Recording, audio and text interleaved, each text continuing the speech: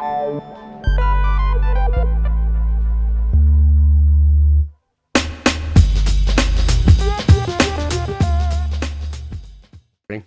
we're episode 8, Badass Records. Matt Barr, you're over here.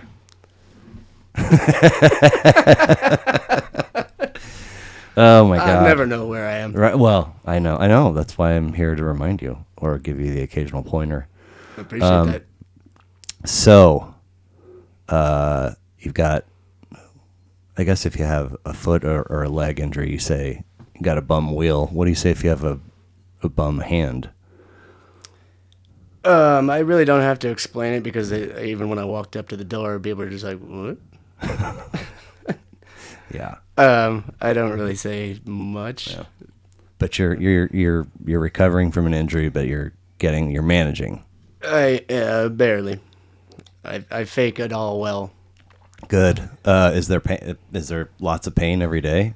There sure is, yeah. And I've been introduced through the doctor to opioids, which was very nerve-wracking. I didn't really think too much about it Previously? Yeah, because I've never been like a pill person. Right. I've done my, as you know, fair share of drugs. Right. But pills were never my thing. And so they gave it to me, and I'm just like, okay, great. It actually helped so much.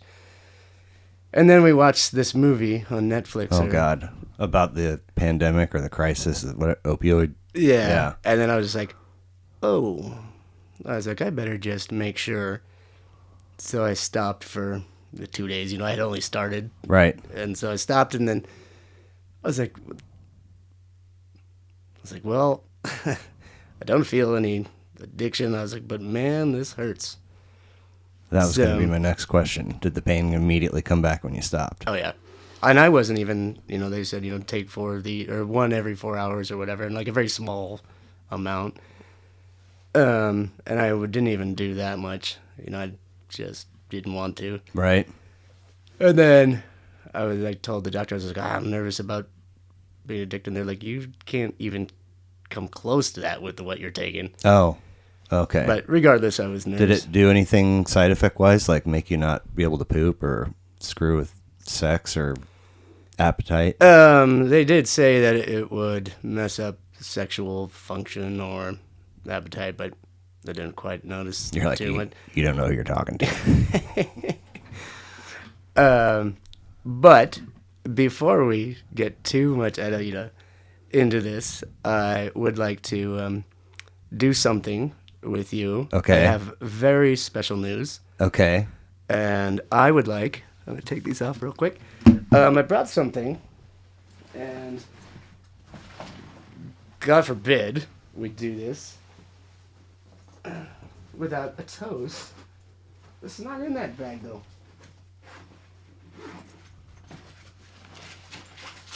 I haven't seen you in so long. I know. What do you got? What do you think I have in this bag? Natty Ice? No. But yeah. I'm sorry, I got the Natty wrong. Ice, don't you shame me. Well, I just brain fart. Yeah. Okay. So, this is Bud Ice. And the story that goes along with your preference for Bud Ice for decades now is that they freeze. I'm 47 now. It started when I was 25. Okay, yeah. So they freeze it and shave the tip. That's the process of it, yeah. And the alcohol is more concentrated or something. They turn it into a block of ice, and then they shave off the water, like the alcohol and the malts and all that. Sit to the bottom, settle, and then they shave off the top layer of ice, and then what's left is a nice beer. Okay. You brought one? Well, I thought we'd have a couple glasses and share it. But I wanted to toast. Okay. I can get glasses if you want to do a toast. Oh, sure. All right, let me do it. Okay. I'll wait. All right. So, while he's away, I'd like to say hello to the listening audience. Whether you're listening on Ghetto Blasters or AM/FM Walkman radios, Welcome to Blair Vision Airwaves. I'm not sure what he calls it, Badass Radio, wherever you are. Hi. And welcome you. And I don't know anything about podcasts. This is my first experience in any format with them. And so Blair was telling me, and I'm going to ask him again because I still don't know for sure. But as far as I know, the FCC has nothing to do with this, right? So I might be able to slip a little curse word here or there. Oh, yeah. You can say whatever you want or do whatever you want. Well, then I'm going to let one slip now. Yay! Okay. I still have to turn myself off from teaching mode. Am I pouring or are you? Oh, dude. Okay. Well, you man the dials. So in addition to are we toasting to something specific? Okay, oh, yeah, cool. It's very specific. There you go, my friend.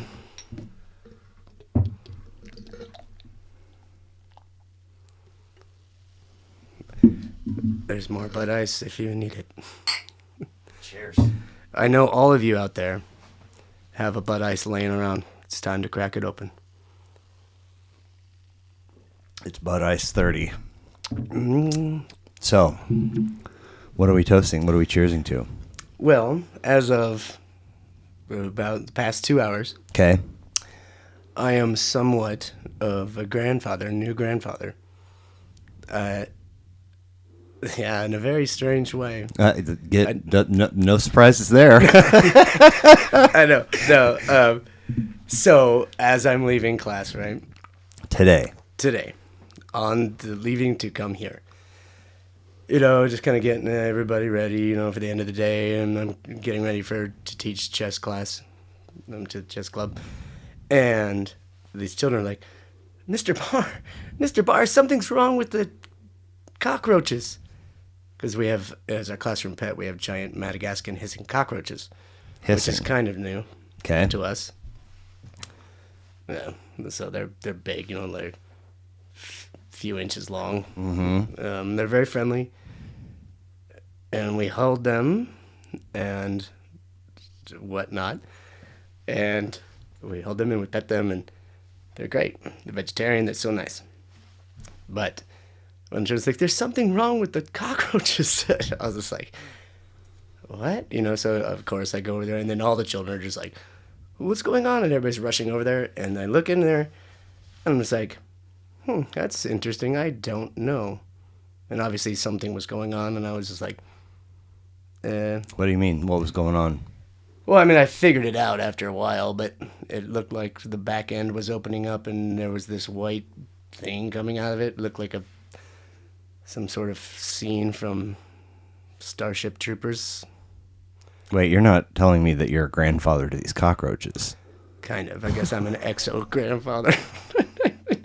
Oh, but, I bought the first set, there's like 5 of them, and then they've been breeding, but I never see, that's what ended up happening. It was giving birth, and I had never seen that part.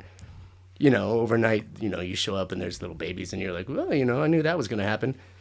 Never in my wildest dreams would I think that I'd be watching a giant cockroach give birth. And just, whoa. So, that's all going on. And then I've got to teach chess while I'm thinking, that is happening in the classroom. That's like, trying to focus on chess while I'm thinking about that. Right. And then, word spreads pretty fast through the school, and other teachers will come down and like, I want to see. And they're like, well, how long does this take? I'm like I know. For a baby cockroach to come out of its... How long does labor take? Okay. I still don't know, but it was coming. I took a picture so I could show you. Okay.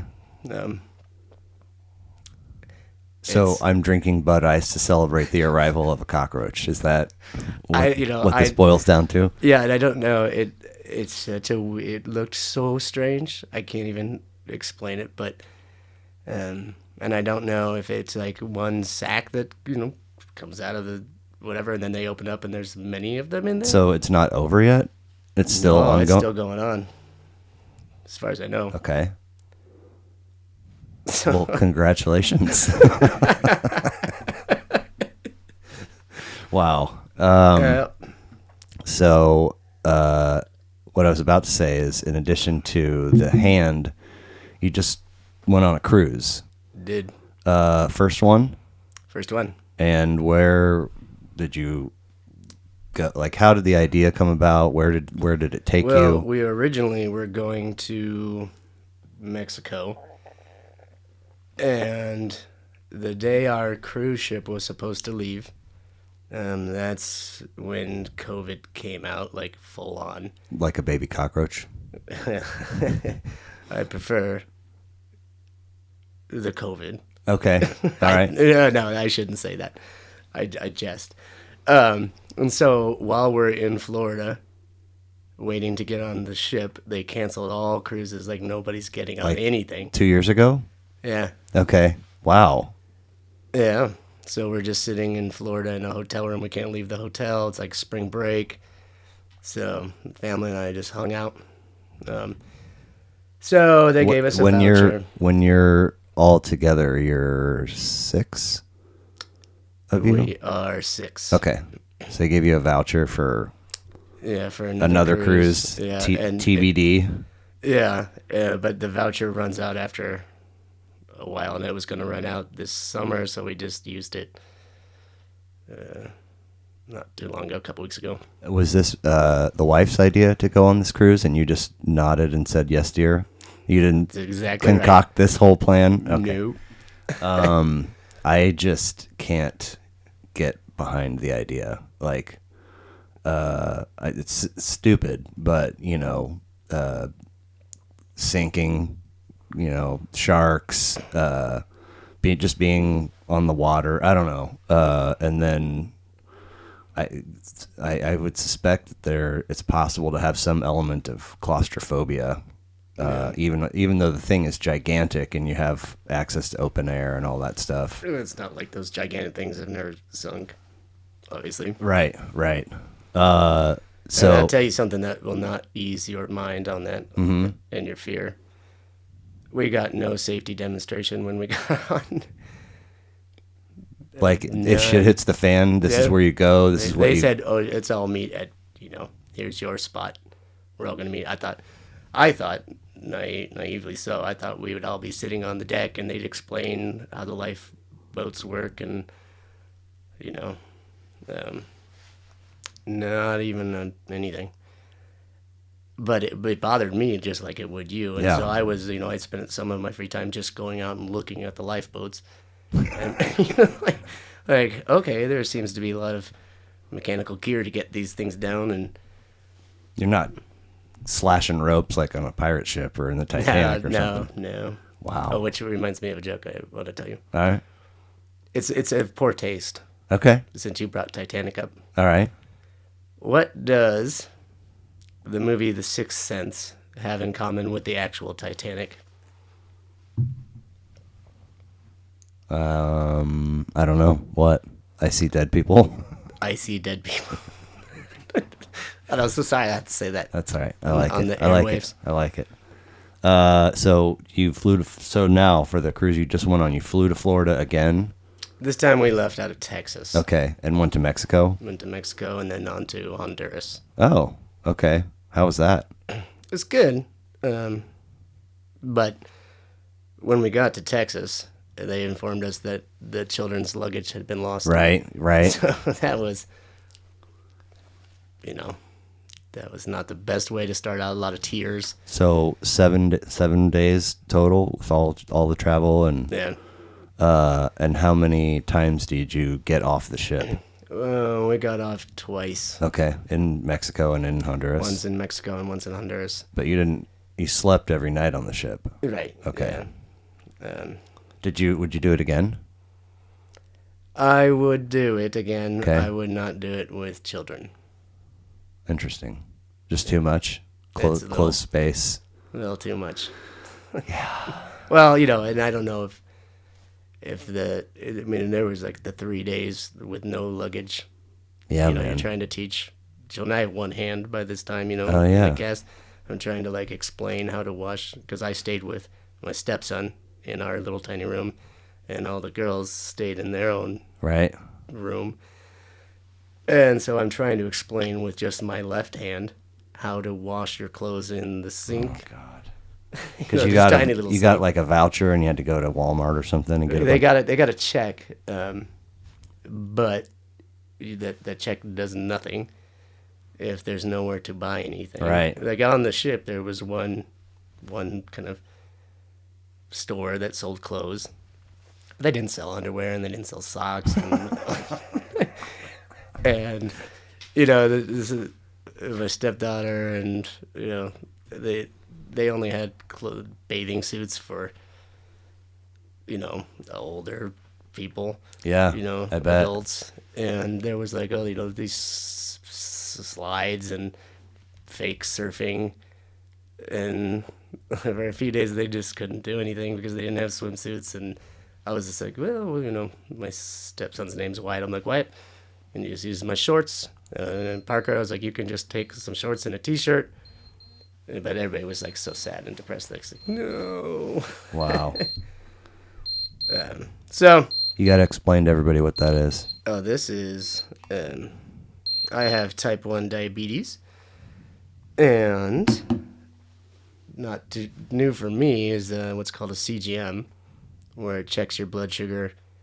I have a little insert in my arm, a needle, and I carry this little monitor around in my pocket, and it's always checking my blood sugar, the needle, and if it goes too high or too low, it notifies my sensor that something's wrong. Mm-hmm. And then I adjust to figure out what to do. So what did it say just now? It said, reminder, turn this off. No. I was going to set a reminder to turn it off during this interview. Oh, well, you don't want to do that though, do you? Oh, I checked it before, so. Okay, it's not in 20 minutes going to be like, Matt, why are you drinking Bud Ice? The monitor will not be. Right. We might. Right, yeah. So. Wow. And my daughter also has type 1 diabetes, and she. Which one? Parker. Really? Mm-hmm. How old is she now? She is 15. Whoa. How long? You got age 10 Thanksgiving Yeah. Day was when you found out, right? When did she? She was 11. Okay. No specific day. The only one of your offspring. Yes. Okay. And how did she take the news initially? She had awareness of you having it, right? Yeah. I'm sure I took a lot of blame on that, but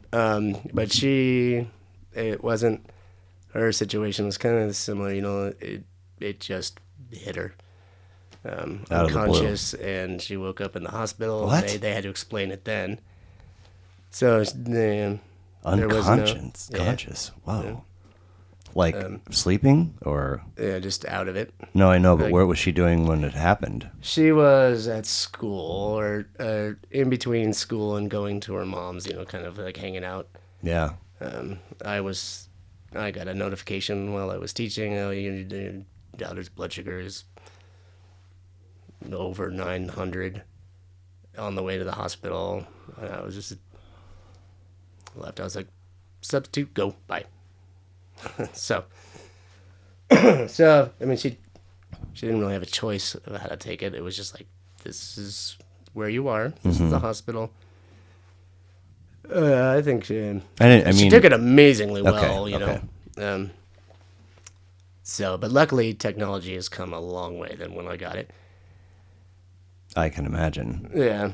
So I think that it would never be, regardless of when, it would never be easy to hear, you've got this disease forever, and it's, there's a lot of bad things that are going to happen, but, it doesn't change anything, So does she have to do injections? No. She has a pump now. This is kind of how this technology goes. She doesn't have to do injections. She has a pump, and she also has the CGM, and her pump and the monitor talk to each other.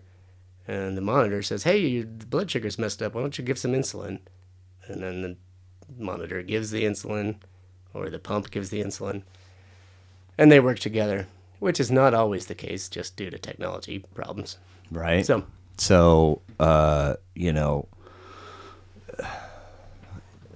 it's pretty often with the way the healthcare system in the world and so forth is, you hear that insulin is like insanely expensive. Yeah. You know, I hear like $700 for I don't even know what. So what is that? Do you guys, is your stuff covered, or are you fishing out of pocket? I have insurance, Yeah. We have insurance. Yeah. But that's still not great. So that's a lot of money, but you don't really have a choice. No, I know, but I mean, you can manage to fold it into your portfolio of expenses. You don't have to like. No, actually, I mean, she's insured through the state, so they cover it entirely.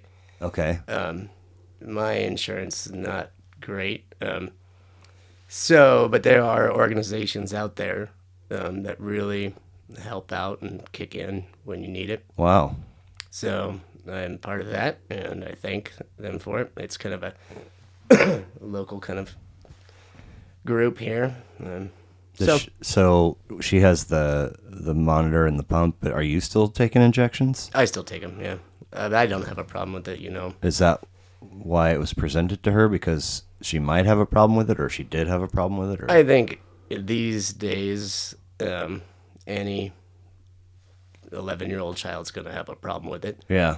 So But there's other options anyway. Where's the pump? It just sits on their belt, and it's on the outside. And it just sits there, but does she have with wires and whatnot. How does the insulin? I mean, does she have to take it off of her belt and like? Nope, it's always connected to her body. 24/7. Wow. Yeah. I mean, when she takes a shower, yep, it comes off. Nope, it never comes off. Unless you're getting it, serviced and right. But I mean, does she like just set it somewhere in the shower, or when she swims? I mean. That's a good question. I don't check on how my daughter showers. That's a good question, though. I mean, you had a cast on your hand recently. You probably had to do something with that when you showered. I did. I put it in a bag and raised it up. But when you say it's on her belt on the outside, it's outside of her clothes or outside of her skin? Or? Outside of her skin. Okay. But under her clothes. She can tuck it in under a shirt or a dress or... but yeah... still cords and connected and stuff like that. Wow. Okay. But it's not inside her body. Right, but then it's not like a port? No. Like when people have surgeries or whatever? Yeah. Okay. I mean, I'm sure I could just Google it and get a better idea of what it looks like and how it functions. It's fascinating.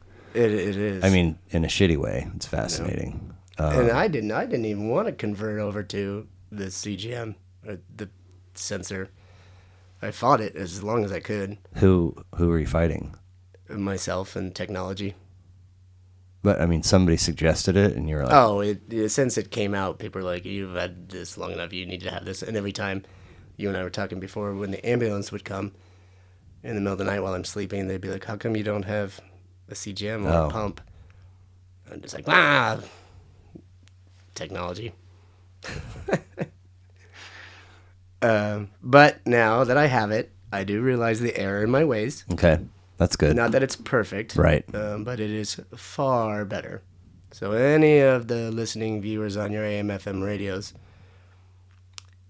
if you have diabetes, don't shun these things. Oh, my God. All right. So, 1993, you graduate from what? Littleton High? Or what was your school called? Arapahoe. Arapahoe, because your folks lived off like a Arapahoe Basin, or I can almost picture the street sign, or the exit, one of the two. It's like I-25 and County Line Road. Huh. Okay. Ish. And then you came to Kansas City to go to the Art Institute. I did. You obviously had heard of the Art Institute. I had. Before you graduated. Yeah. And where else were Not you? my first choice. What else were you considering? Animation was my deal no matter what. I was hoping for Cal Arts. Did not get in. Was not disappointed with Kansas City Art Institute by any means. Did not get into because of grades, or? No, I didn't have. I could do the illustrations and all of that fine. um, you know, humbly speaking. Right. But I did not have enough life drawing experience, like, drawing nudes and like drawing from actual life. I could do animation and, the pictures. I just, when it came to transferring that, like the way Disney or a popular company would want you do it, I couldn't do it. I couldn't do, still can't do self portraits to save my life. Really? Yeah. I mean, I'm picturing. I've always called it the Rembrandt piece, the one that your mother. Yeah. The one that you want as well, which is, by the way, that is in my will for you, actually. I remember you saying that. Yeah. Today I thought about that. But I mean, it looks just fucking like him. Well, thank you. I mean, so I don't get it.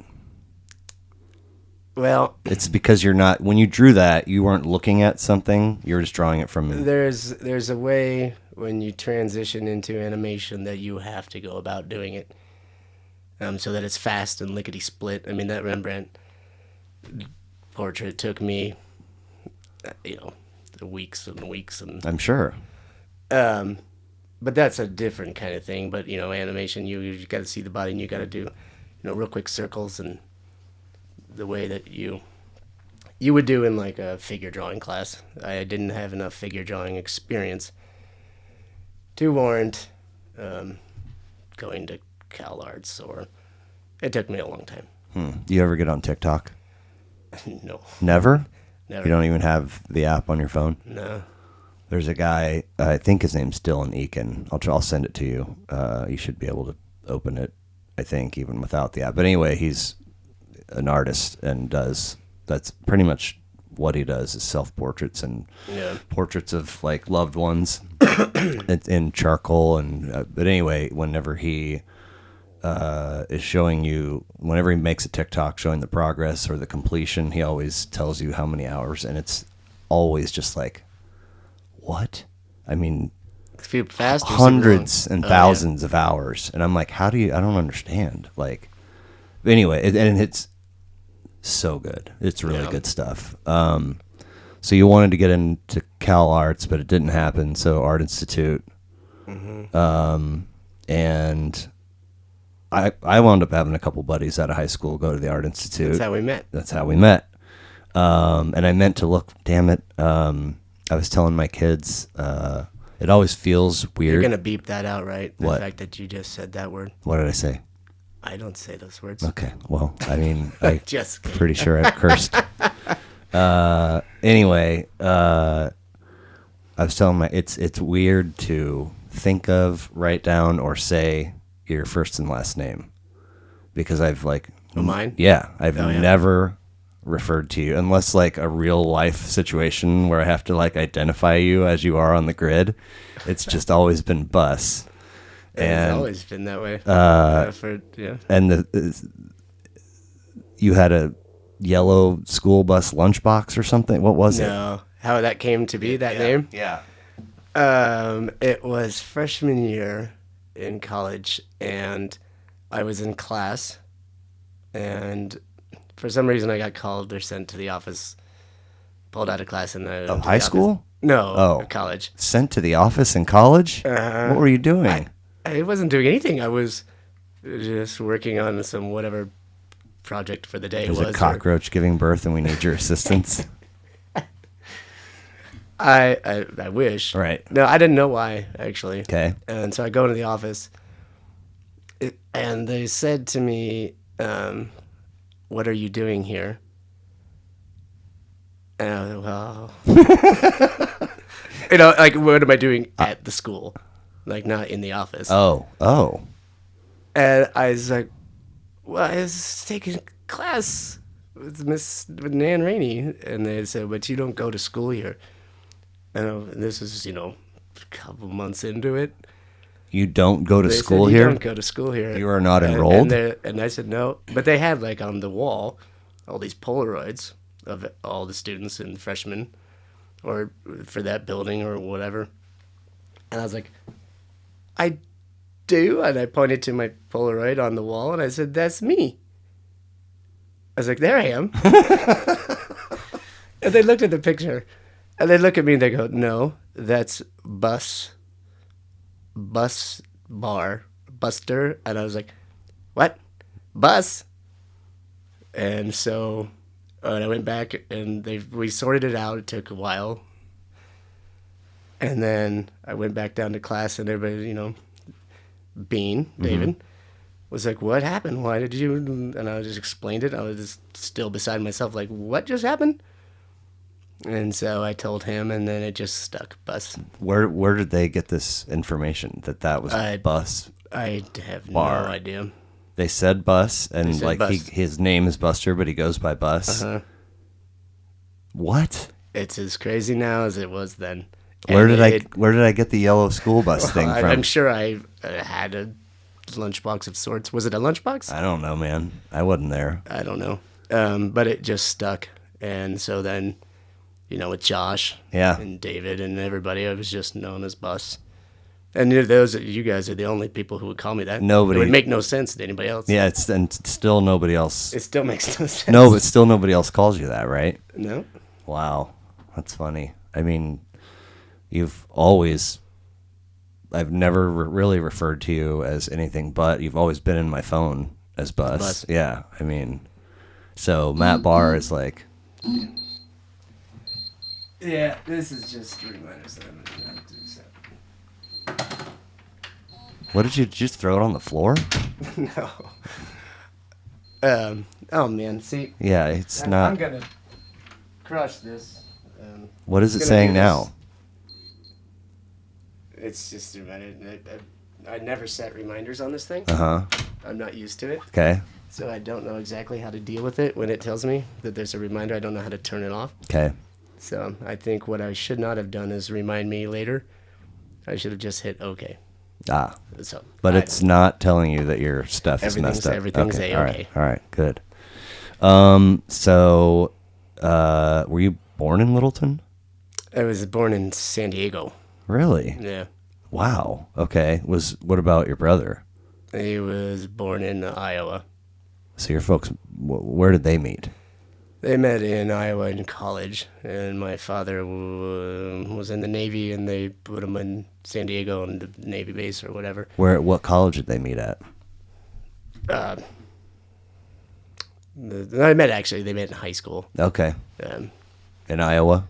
yeah. Okay. So he's born there. Small town in Iowa. He's in the Navy. They send him to San Diego. That's where you're born. How long are you guys there? I don't know. And we left when I was maybe 5, 6. Okay. I have no memory of California. I have vague ones that I don't know if are actually there. But I have flashes. Sure. Yeah. But then from San Diego to Littleton, San Diego to Littleton, yes. and they've been basically in the same house ever since. Until I went off to college, and they're just like, done. And then they moved to Larkspur. Oh, So, yeah, that was a change for them. well, I mean, they still had the house in Littleton in '94. Right. It wasn't like right when I got to college. Okay. But like, did they downsize? They moved to someplace smaller? Or? No, I think they actually upsized. Oh wow! Why did they want to move then? I don't necessarily know if they wanted to. I think that they had an idea to build a house Oh, and sell it. okay. And then they built it and it didn't sell, I think. And so the only other option was to move into it And sell the other one. and sell the other one. Okay, I see. So did they play music in the home? They did. What do you remember? I remember what I personally remember. I've seen like home videos of Yeah. us dancing around and other songs around. But what I remember most is Neil Diamond. Okay, I know that Cat Stevens was on. nice. I when I kind of got into vinyl a lot as an adult, I said, "Can I please have your collection, regardless of what's on it?" And so I got a lot of what was left over, which has kind of always been my thing. Whatever my brother is done with, I just like give that to me, please. Right. Pecking order. Yeah, yeah. So I still have a lot of their records, and I'm so glad that I do. Some good stuff in there. It's good stuff to me. Okay.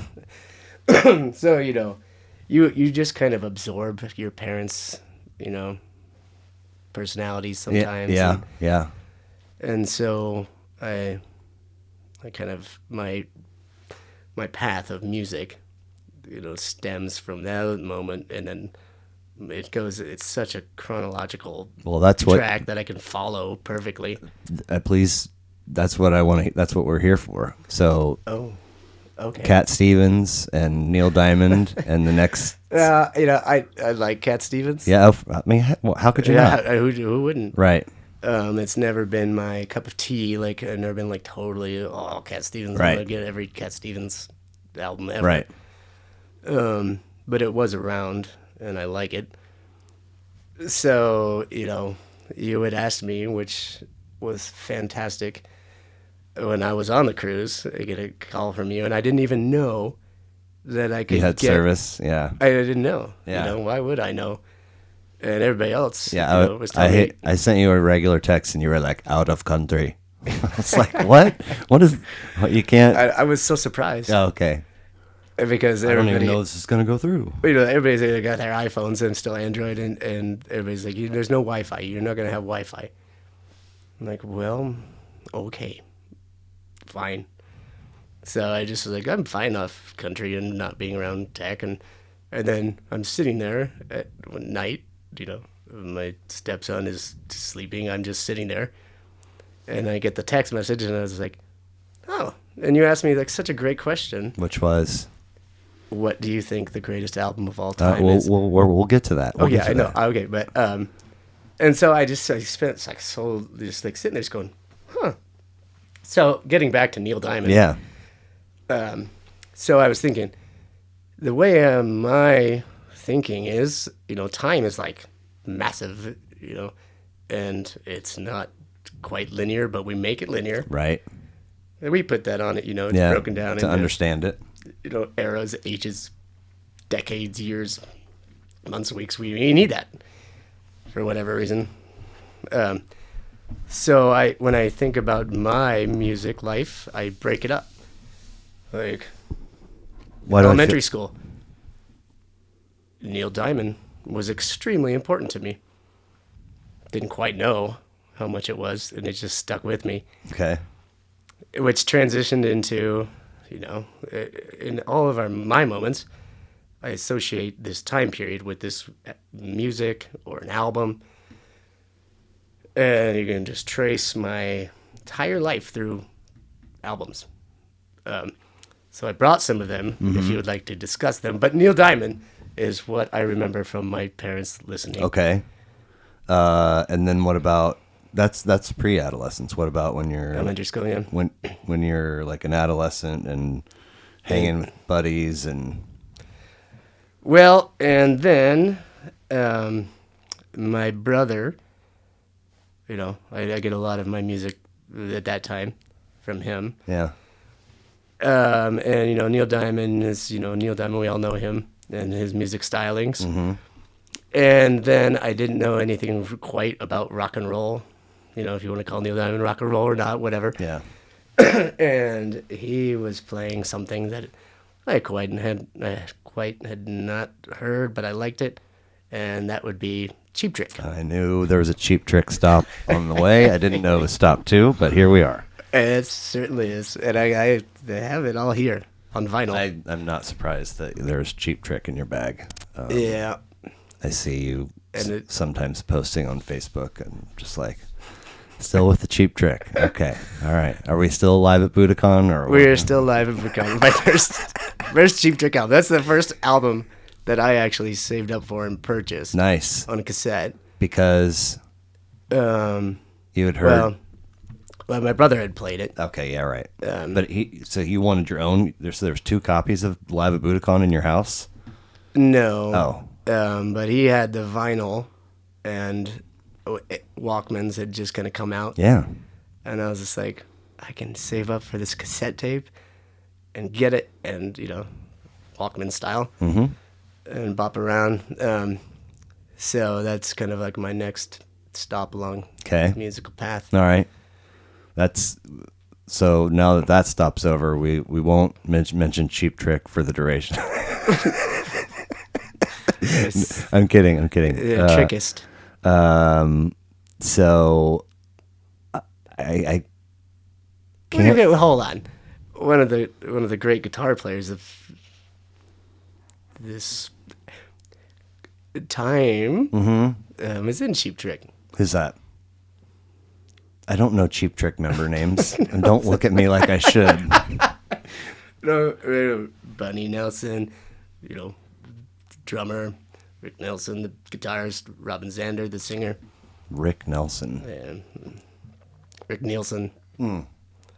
Yeah, no, none of those are familiar at all. It might be a little hazy on the actual name, but he's famous for like having crazy guitars, just to have crazy guitars. Okay.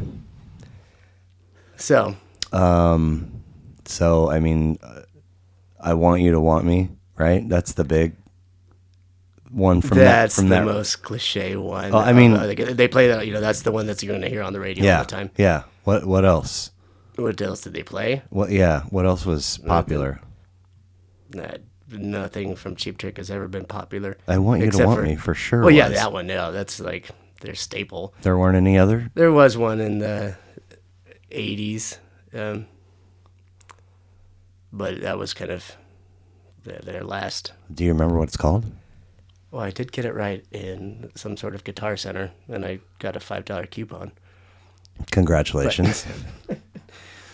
But for the life of me right now, I cannot remember what it's called. All right. So where I keep, I have this memory of seeing this photo, and I feel like it was attached to a newspaper article, and it's you with like one of these like felt floppy hats and maybe sunglasses and a token bus smile, and there's a car. The whole thing was about how you like went on Grateful Dead tour when you were like 16 or something crazy like that. Yeah, but that was part of it, but that's not what that article was about or anything like that. That was a result of it, of being on tour, and I hadn't even started the tour yet, But I know the article was a result of you being on tour. Not really. It was just I had a crazy ass psychedelic car that I painted with a couple buddies. Yeah. And no matter where you took that car, it was in the center of attention, kind of deal. Yeah. And on that particular day, I had taken a large quantity for that time period for me of LSD. Okay. AKA the good stuff. The good stuff. Yeah. And it was, kind of starting out, and I was like, oh, how much can I do? Yeah. So anyway, that day in particular, I'd previously been at Bonner Springs show, and Wait a minute. I thought that was from your high school, that picture. It was. Okay. Yeah. Oh, but you're in Kansas seeing a show. Still, it was. I was seeing a show in Kansas or whatever it was. And, and I bought a lot of acid. Okay. And my car was like a hub at the campsite, KOA. The painting was done with what? Not traditional vehicle paint. No. Like brushes and acrylic or something. I was in high school. It was acrylic. Did the weather screw it up? After many years, it did. Okay. But so at the KOA campsite, I'm just so happy, and I'm touring, and I was like, giving acid to everybody for free. I was like, here, take this, And anyway, so then how much did you take on that day of the picture? Yeah, I don't know. It was an accident. Oh, because when the Denver show came up, I saw somebody who remembered the car from the previous shows, and he was like, oh, you gave us so much, let me repay you. And I was just held out my hand. He's like, I got this liquid. And so I held out my hand like, hey, and he just like squirted like this huge amount into my hand, and I was like, well, I'm currently out of plastic 1 ounce ramekins with yeah. lids. So down the hatch. So down the hatch, and I don't even remember like licking it or anything. It just Seeped into your pores. I guess I don't know. And then so the next thing I know, it's the next day. You lost a day? I lost. Squeeze the liquid into your hand and boom, next day. So I pretty much, and the only reason I even remember that is that I got a call from my buddy, and he's like, Matt, you're in the newspaper, this page, and I was like, oh. I was like, okay, I was like, he's like, and my mother saw it, and I was like, Oh, is he upset? he's like, I told my mother I was spending the week with you, and I was like, oh. Did he remember to tell you that he was telling her that? Oh. No. And so I kind of accidentally busted him on that. But so as it turns out that I was playing my guitar, which I didn't know how to play, and on top of the car, and I was imitating Bob Dylan. And during that interview, this is what I've been told, is that they kept asking me questions about the car and how old I was and da-da-da-da. And I would not answer the questions unless I was speaking like Bob Dylan. I love it. And they said, what's your normal voice like? And I just wouldn't answer those questions. Well, you don't know mine. Yeah. So that's how that picture came to be. So, so you're in high school. Yeah. And you got permission to take this car to at least as far as Bonner Springs. I could take it. I mean, I didn't really have like rules, generally speaking, like a lot of. Yeah, you guys had like a pot-bellied pig and like the rules that you would think of didn't really exist for me. My parents are great. Right. But I was given so much freedom, and we inherited this car from my grandmother. Okay. It started out being my brother's, and then he went out to college, and then I ended up with it. Where'd he go?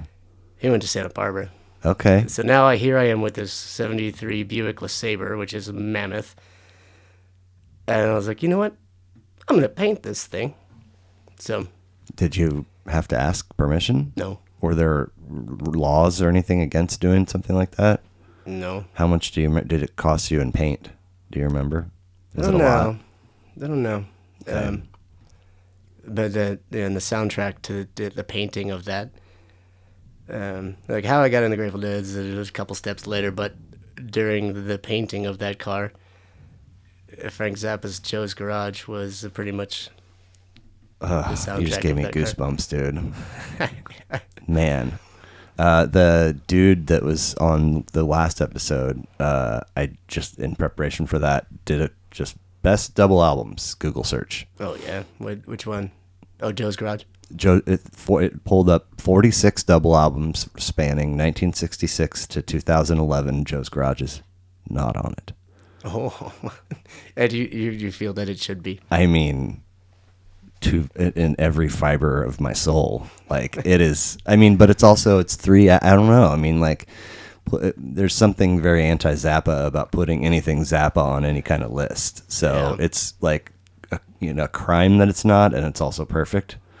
But I mean, that was the soundtrack to painting the car. I don't think I knew that. It was, yes. I just, I've had a pretty not as long as you, but a lengthy relationship with Zappa, and I've gone in and out of different phases, but I always come back to Joe's Garage, man. And it's just, all we did was bend the strings like, oh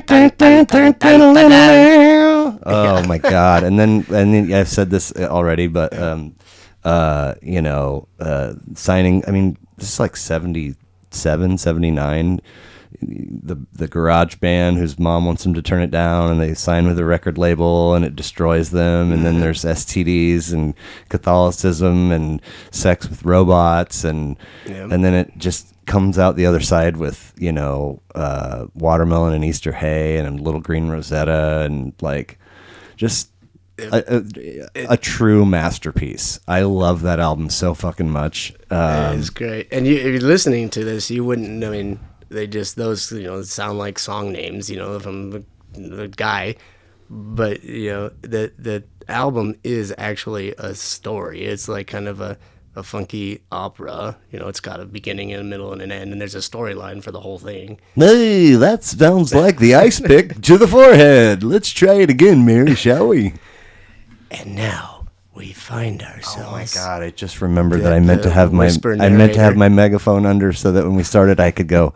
This is the central scrutinizer. And I forgot. God damn it! I know. It's kind of narrated in between the songs. Yeah. But yeah, you've always, since we've known each other, been like a Zappa fan, fanatic. Yeah. Whereas I love Zappa, but what I like more is the Mothers of Invention. Yeah, that's where we differ.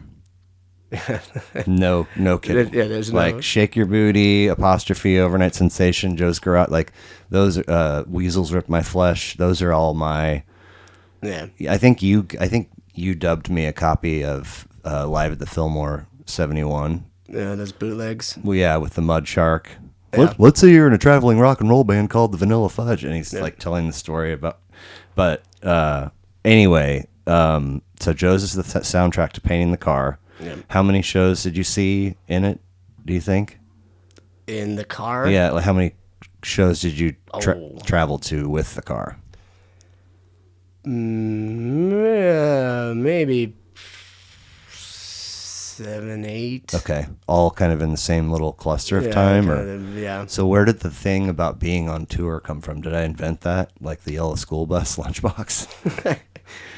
I think I had I can't remember if that was before or after Bonner Springs, but the news reporters, I guess, were just like flabbergasted that there's like a 16-year-old kid who gets to paint the car, and went off and did this stuff.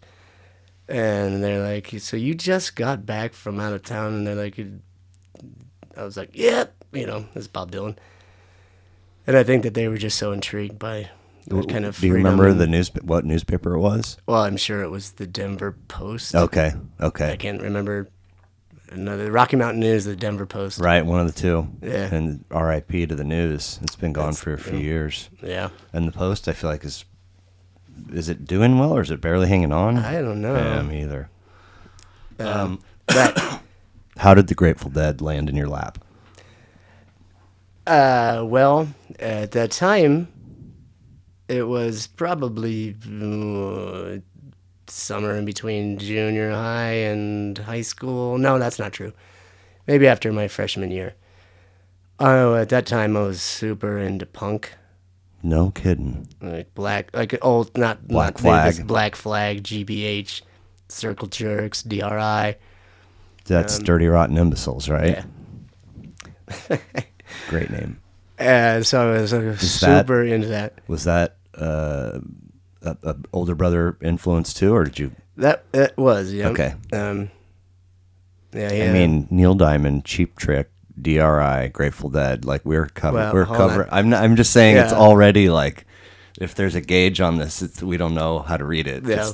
There were some, I went through, and then after, since you bring it up, after Cheap Trick, I was like, oh wow, these guitars are so cool. They're distorted and more, upbeat and than other Neil Diamond. It's like whoa.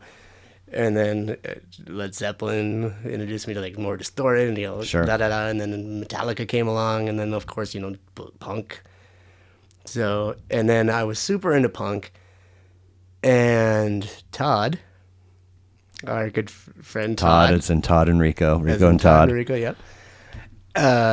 We were. By the way, if I've ever learned what their last names were, it's gone, and I hope that I never relearn them because they don't have them. Right. Kind of like my name. Yeah. But Rico had the dreadlocks. Yes. Okay. Anyway, Todd. So I can't even. I can't even believe that this was the deal. But we were a couple of us. Like maybe 5 of us kids. We're gonna go on a massive bike ride for several days and camp along the way and This total all our sounds gear. familiar. And before we leave, he couldn't go for whatever reason. I don't remember why. Todd couldn't? Todd couldn't. Okay. And he's like, His parents were like, no.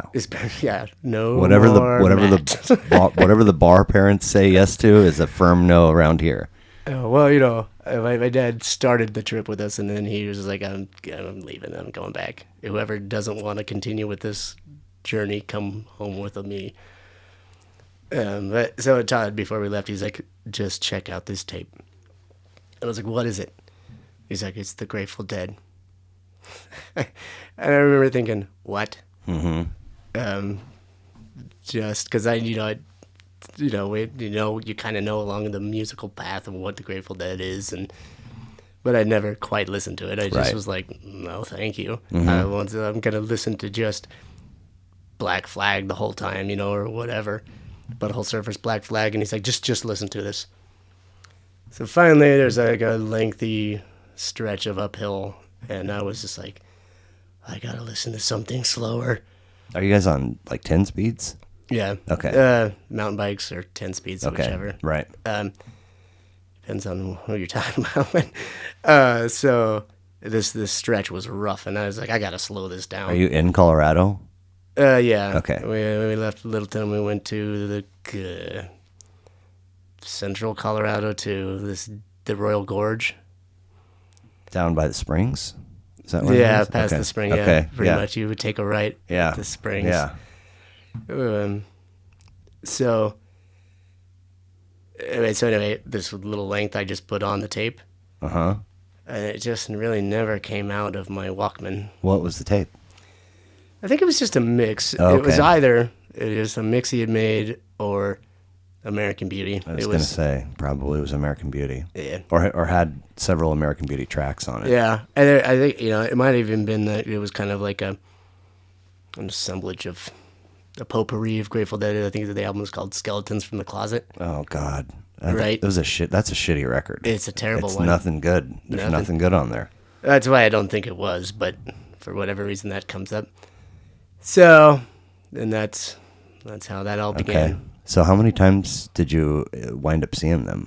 I saw them 49 and about 49 and I call it 50, Okay. but I did not get into the one that I wanted to be 50, but for bunk reasons, and so therefore, Yeah, I would call it 52. right. Yeah. I you know, mean, but did you leave? damn counterfeiters. Did you stay? I didn't even get in. No, I know, but did you stay at the venue or did you? Oh, yeah. Okay, yeah. That counts. Yeah, so many experiences on that trip alone. I bet. To Vegas. Oh, that's where it was. That's where the counterfeit one was, and I bought the tickets, at a McDonald's on the Strand, and of course, I also, I don't know if it was that trip, but I also, bought a counterfeit sheet of acid, and I was so mad and sad. I was more sad. Yeah, that somebody's out there doing that. Yeah, It sucks. yeah, and I'm not thinking, You bought a sheet? I bought a sheet. How many times in your life did you buy a sheet? Oh, several. Wow, that's so much. How many hits is in a sheet? Like 100? 100. Yeah. And then, of course, later on, there's whispers in the parking lot. Don't buy the dancing skeleton sheet. They're fake. I was like, oh, well, thanks for letting me know ahead of time. But yeah, I got the counterfeit ticket, and I went up to the gate, give it to the guy, and he's like, these are fake. I was like, well, no way. He just licks his thumb and smears the writing on it. Oh my God. Yeah, heart crushed. I was like, oh no, come on. And that was, maybe my 20th show or something like that. So it wasn't like, oh, this is number 50. It's going to be great. All right. So, excuse me. So, yeah. How many? So if you saw him 50 times, when was your last show? That would be, it was Tennessee Okay. and the giant pyramid. It's, there's Memphis, Okay. but there used to be this gigantic pyramid, kind of like the Luxor and Of the Vegas. one in okay. Oh, okay. Okay. But this is like the concert venue or whatever. So I think it was that one, and maybe Chicago after that, and then like a year later he had died. Okay. Yeah, and your first one was in Colorado? Yeah, McNichols, Okay. Yeah. 92, Okay. 91-ish. Now, how many did you pursue bootlegs of the shows you were at? Or did you just have No, that's not kind of, no, not really. Okay. It's not really how it was then, I Right. don't know. Right. If someone, you never really could pursue them too much. You just, if you stumbled across somebody that had Yeah. a bunch, and the big thing was DAT recordings. Yeah, were of course. Perfect. Uh-huh. Do you have a favorite show? Well, at the time, I guess I did, but now that, things are a little easier with tech, and Todd has this massive collection of every Grateful Dead concert bootleg released on a box set format, What? like with perfect quality. And of course, Todd gives them to me on a thumbnail drive, and I'm just like, what the hell am I going to do with this? With just hundreds upon hundreds of shows.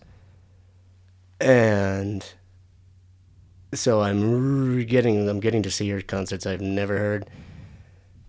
So if you ask me what my favorite show is, it just like, can I just choose a decade?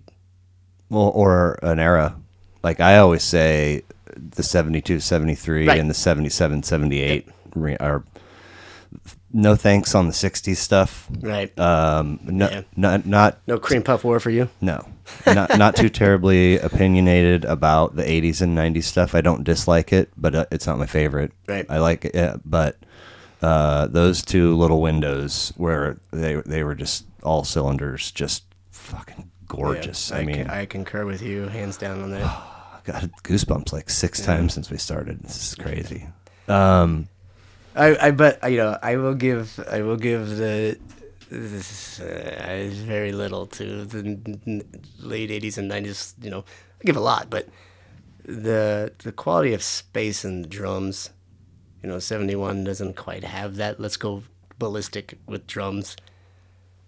Space and drum. I'm always like, nope, I'm not interested. If they were Not even just the drums.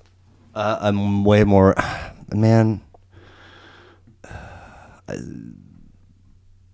I haven't listened to a space and a drums from I've seen Dead and Company a few times, Yeah. and it's a portion of set 2, Yeah. and it's like, all right, like we get it, like wrap it up. So if it was a little, and so I say that to say I haven't really revisited any of the 70s space and drums recently, but I do feel like even then they were lengthy, and it's like it's cool and all, but you do it every show. Like, Right. I don't know. I don't think that then they had quite figured out that we're going to dedicate this huge time to it. It just kind of started forming. Yeah, I don't know if you've probably met my buddy Jason from Durango.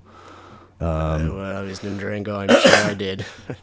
I saw all those Dead and Company shows with him, and every time we're in line, to get into the venue or whatever, Yeah. and conversation strikes up with whoever, there's always that person that's like, what do you think they're going to open with? And, did you see what they played? And his answer is always like, forget about all that. I'm calling Space and Drums set 2.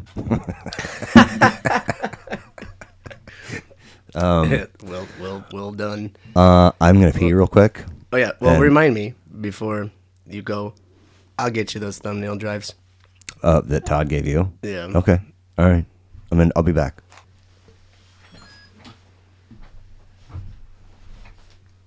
Go. Everything looking all right? Yep. You feeling all right? Oh, yeah. Good. I want to hear this. I'll put my headphones on. Check this Okay. out. Oh, I don't think I like this. You don't like hearing the sound of your voice? I do not. Does that mean you're not going to listen to or watch your episode? I wouldn't even know how to Oh my God. begin. I'll send it to you. It'll both via text. Very easy. Okay. And then you can make your choice from there. This is, like I said, this is my first and only experience in any sort of format with the podcast. Okay. All right. So Grateful Dead, you're going to give me the thumb drive.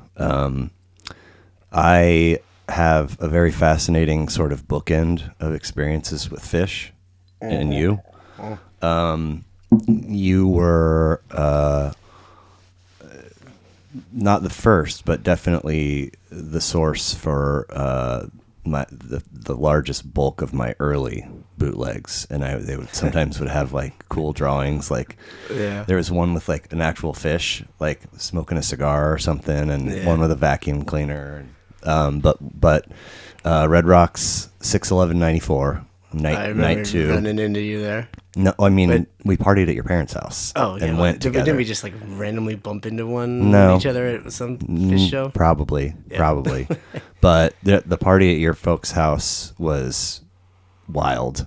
Is that the night that the floors were like bending because there's so many people jumping up and down to bouncing around the room? Or I don't know. No, it was out some song. Anyway. I remember like going into your room wasn't in the basement, was it? It was in the basement. Okay, going into your room, and the ceiling was full of syringes. Yeah, that's true. Like maybe in the shape of a mushroom or something. That is also true. And I think I didn't know at the time. Hundreds of them. Yeah, I didn't know at the time. I think maybe because I was naive, but I think that's where people were going to do cocaine. I mean, everybody was drinking and getting high, and probably smoking cigarette, whatever. But like, anyway, the show was epic. We did bump into each other like in the show. Like I spent first set way up, and there was tons of room. It wasn't sold out. Yeah. And then I came down.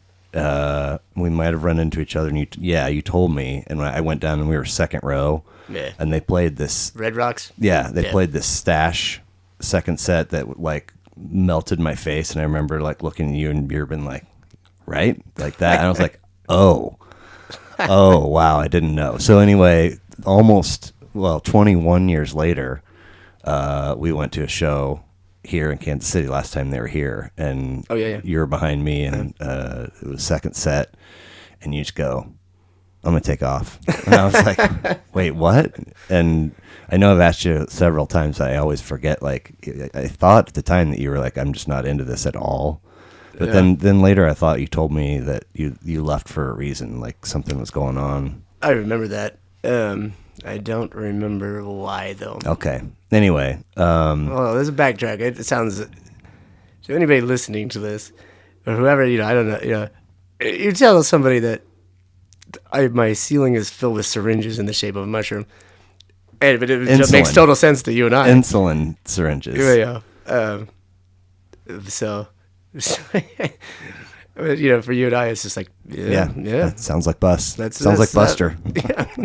I used to like just enjoy so much. I've got these syringes, from diabetes and injections, and I just learned how to like throw them into the ceiling. Just like flick. Yep. And they go up and stick, and I just loved it. And then they started to take form, and I was like, of course, who doesn't like the mushrooms? And I was like, I got to turn this into a mushroom. So that's how that came to be. So in between those two Fish shows, there was a window of time in which a thing called free ball existed. Yeah. Which was, if I'm using the incorrect terminology here, correct me, but I mean your band, basically. It is my band, Jim. And there were 3 or 4 of you, right? It started with 3. Okay. And became 2. And I seem to recall. Did you get to see? Yeah. And it was like the only memory I have two memories. One, the audio portion to me felt very Can influenced. Mm-hmm. And 2, Mexican wrestling outfit. Yeah, there's some there's truth to that kind of. But I mean, like, you would do like wild keyboard, Yeah. spacey kind of. Anyway, that's all. So tell me, like, how did free ball come to be? How it came to be, I don't know. But, there's a couple guys in school with me in college. And we just, for however it came to be, we just were suddenly in a band. I don't even know how Right. it happened. Would you take the stage and say, "Suck on this, California arts," or what? Yeah. Yeah. I mean, I was, at that time, I was really into Can. Yeah, Still am. yeah. And Tego Mago's on the list of. it is Yeah, a fantastic album. but And- Vitamin C is always the track. When I hear Can, I hear "Hey You," and that just that. It's not Hallelujah. What? Hallelujah. Oh, No. I've never really done a deep dive. I very much. I mean, I used to play some on the radio in Right. my radio show, and I have some Can, but I've never like really done a deep dive. Oh, yeah. Well, check it out. It's like a pretty groundbreaking album. But, Kraut rock, they call it. well, Seriously, yeah. if you look them up, it's like It's sad that's what they're called. It's really sad. it's yeah. But yeah, so I was really into Can, and I had just received for Christmas or something a 4-track recorder cassette, What?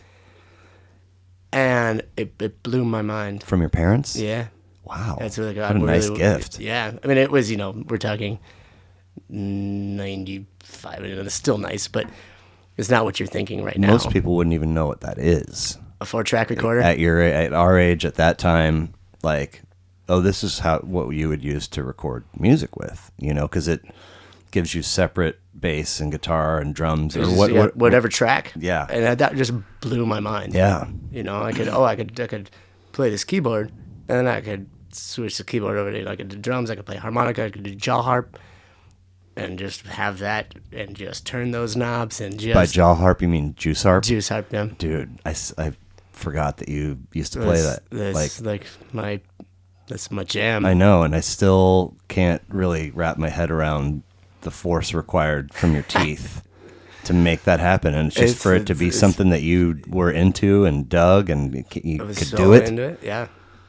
Crazy. Yeah. So you get this 4-track. Yeah, and I put some songs together, just for fun, and then I played it for a couple people in like the printmaking area, and I was doing it anyway. I was making the music, and I think a guy named Leo, I was like, listen to this, I was just like so excited, like, wow, I did this in my little room. Wait a minute, something popped in my head. The Tijuana Viper. Yeah, that was like, Is that the Mexican wrestler? Okay, that sorry, is the Mexican sorry. wrestler, yeah.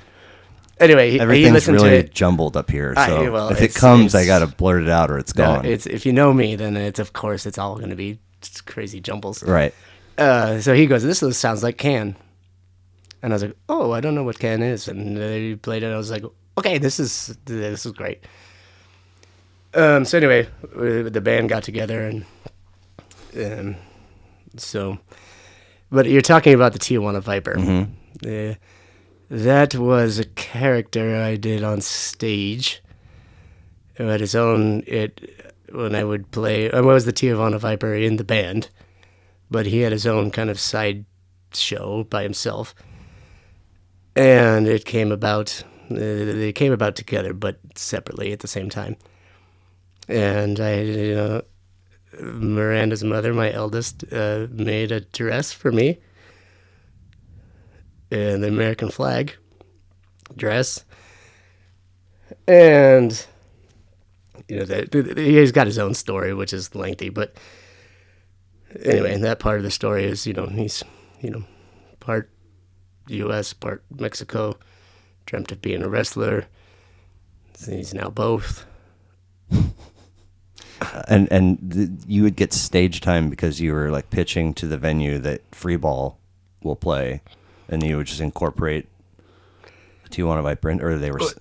Now the Tijuana Vipers, I mean, he was there on the stage, but he didn't have his own like storyline in the free ball shows. How did free ball get gigs? Oh, word of mouth. Yeah, Like, where would you play? Like, how did? all over, all over here. You know, we went on tour one time. We actually, funny story. Puddle of Mud. Do you know that band? Yeah. They opened up for us one time. This is before they became What? huge. Yeah. And Wes, it's like a different band than what it was. You know, we Yeah, all yeah. practiced. You know, they had their practice space. We all shared together in this down River Market Yeah. loft. Yeah. And so they wanted to have a show, and we wanted to, and so they wanted to go first because they thought, you know, they're like super fantastic, you know. And so they opened up, and then they got super pissed because we had, you know, we were more theatrical, you know, and they weren't. They were just like, let's do this show, you know, and music, music, music, and done. We had a little more art, you Yeah. know, kind of deal going on, and they got upset because we had like girls coming out of fog and bikinis, Yeah. and you know, they didn't like that they were getting we were getting Upstaged. more upstage, Yeah. and so they got really pissed, and we just, you know, then we're just like, okay, we're gonna go on tour together, and they're just like, no. So, On tour? yeah, we had this idea to go and, you know, which we ended up doing. You did? Yeah, we went to like Lawrence and Wichita, and then Denver and somewhere else along the way.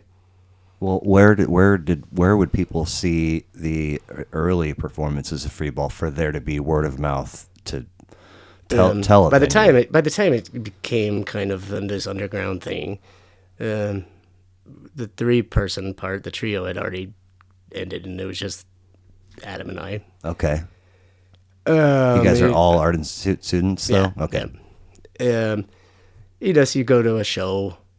You know, we used to, you know, we play at Fred Piazza on the Plaza. Yeah, yeah. I'm sure that's where I saw you. Which is, that show is in and of itself bonkers. Why? Well, we had, you know, there's a lot of like puppetry and stuff going on, and you're crammed into this little tiny corner. Yep. And the PA system, there's no sound guy, but the PA, which we didn't want a sound guy, we wanted to control all the sound ourselves Yeah. anyway. But the PA was up, like mounted, like near the ceiling Okay. level, and you had to adjust levels yourself as best you could. And I did not know this going into the first time, and I had like a rolling chair so I could scoot back and, you know, hit the processors, and, you know, I couldn't just have a stationary chair. Right. So then And you go you're playing keys. I'm playing right? keyboard and Okay. singing and whatnot, and I had to adjust something, and I, you know, drinking, and, you know, and then I got to get up on this rolling chair in this tiny little corner, surrounded by keyboards everywhere, and these puppets on chords and puppets on sticks, and the giant free ball sign that lit Yeah. up, and trying to just function on all that, and you look at this tiny little space about the size of this table. Right. So, you know, you could go to that show, and then, you know, someone else would be there and be like, hey, you know, about you play El Torion. Do that. And that show got a good review. Not sure if the internet was around then, but it's there. And someone found that, and they, oh, how about you play this thing and whatever. So, long story. Wow. So you know, I don't know like how present music is in your life right now, but I see you in the Kansas City Deadheads Facebook group. Yeah. Often talking about vinyl, right? Oh, yeah. You're not talking about the thumb drive. No. You have a lot of Grateful Dead. How many pieces of vinyl total do you think you have? I mean, hundreds or? It's into the hundreds, yeah. Okay. And how much Grateful Dead do you have? On vinyl? Yeah. 2. What are they? Reckoning Okay. and the original album. Just the Grateful Dead. with the roses and the skull. No. The first one is like from '65. It's Oh. it's like Cream Puff War. Yes. Morning Dew. Yes. Okay. So what do I see you saying in there? I feel like you are in that group. You do talk about vinyl, don't you? I do. I love a double spread album. Okay. I love them. I think that music in general is just like so intricate on so many levels. But you open up, I mean, like you look at an album, vinyl, and the artwork speaks for normally, sometimes not, but the artwork is fantastic. But you get one where you get to open it up and see the composition and how they did it. It still blows my mind. Well, that picture next to the toilet in the bathroom off the kitchen it's a frame. It's Zappa in like a terry cloth robe, the Winston in his mouth. Yeah. That's literally the piece that the vinyl from that album went into. I was like, this needs to be framed. Yeah, you've seen those frames that are for vinyl.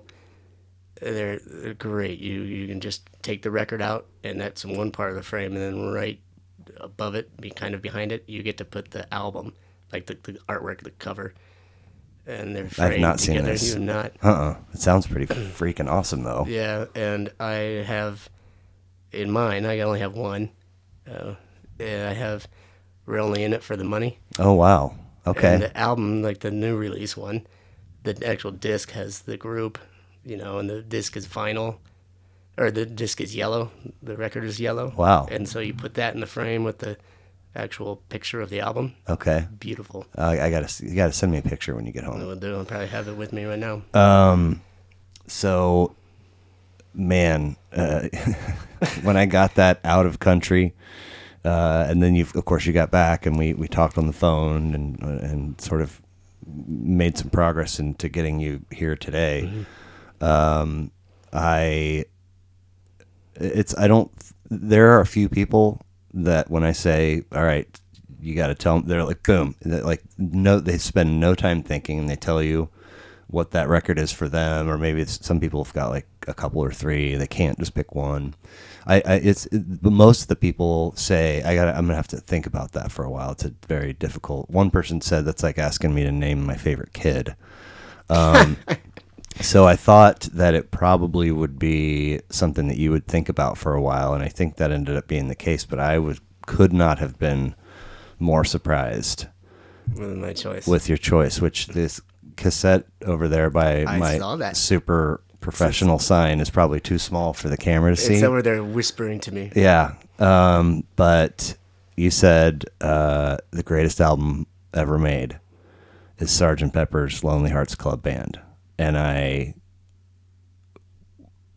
for a second, I was like, are you serious? Like, yeah. I didn't have any idea, with the Grateful Dead and Zappa and all the other Cheap Trick, things that have been visibly important to you. I didn't have any idea that you were into the Beatles.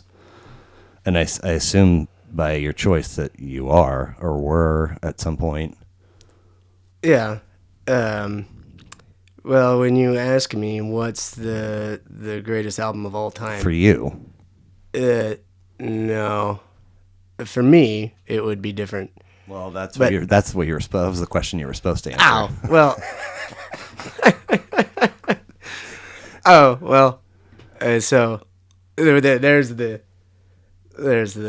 Okay. Does anybody else say that? Is it when you bring this up to somebody in this format? Is it always to them, or do you ever ask what to the world? No, because how can you answer on behalf of the world? Oh, I think I can. Okay. The reason I came up with that or thought of that is, I've been on a few continents and lots of countries, and in each one of those, at some point, you're gonna hear a Beatles song. Sure. And I was on a cruise, and there was like people from all over the world and coming together for this trivia night.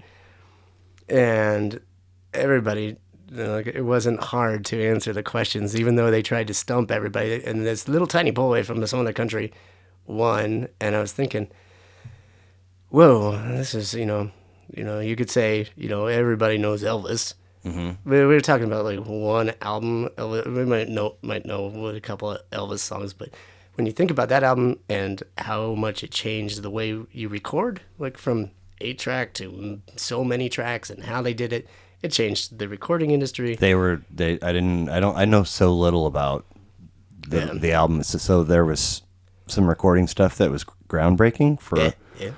And did they actually do that, going from 4 or however many tracks to? They did 8, and they flip it over and isolate 8. They turn 8 into 32.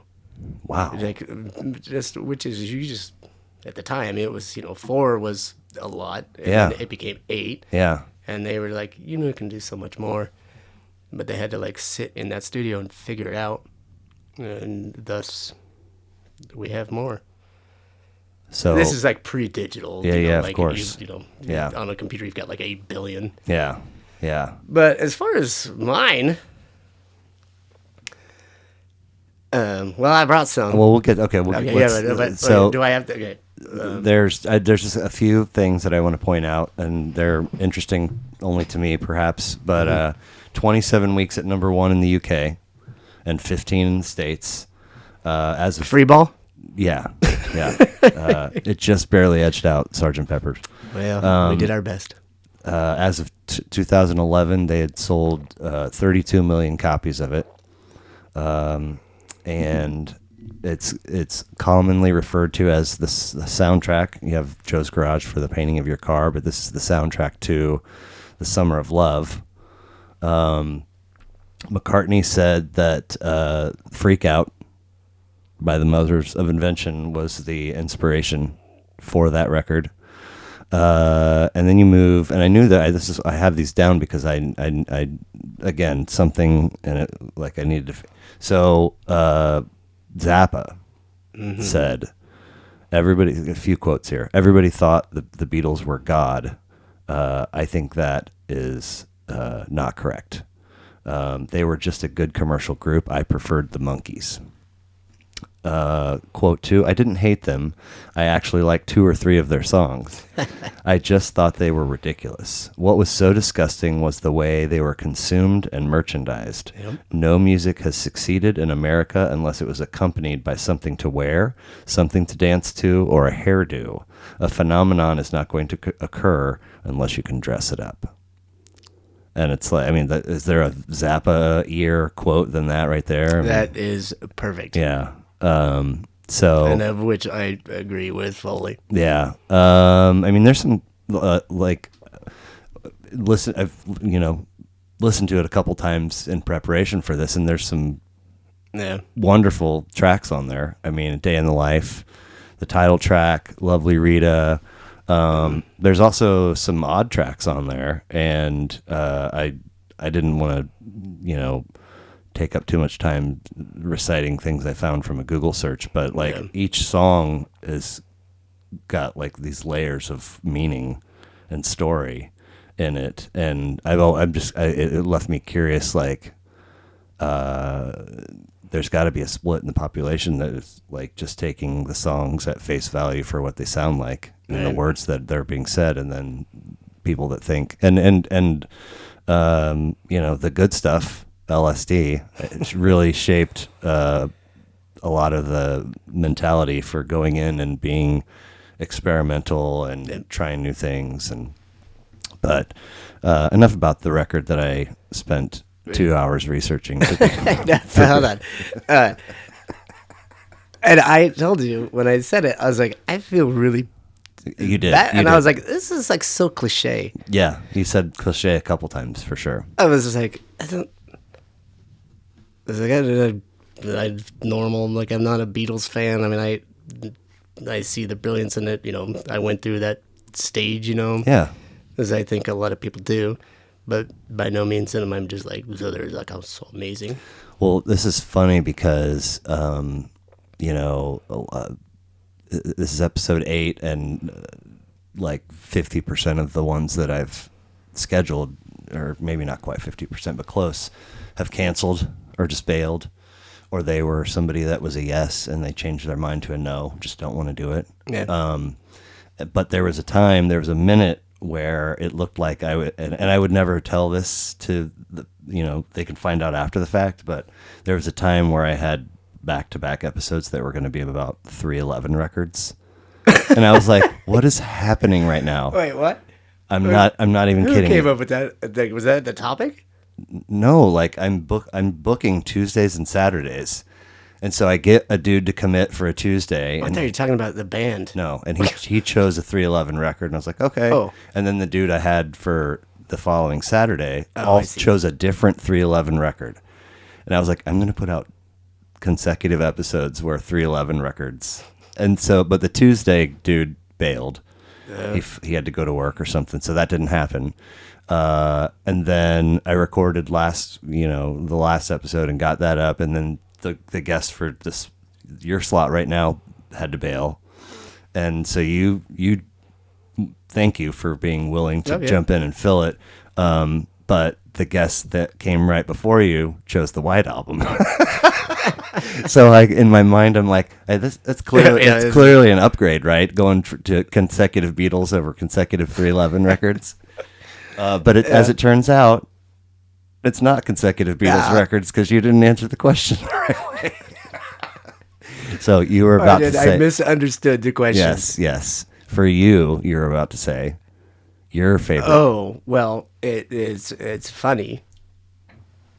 I brought along some friends. Okay. And they're not puppets, okay? Are they? I wish I had. Are they Cheap Trick records? Well, I have my whole path on vinyl right in this duffel bag. All right. Well, With some. don't forget that's you if you are wanting to. For the folks, I want to plug Cheap Trick. if you are,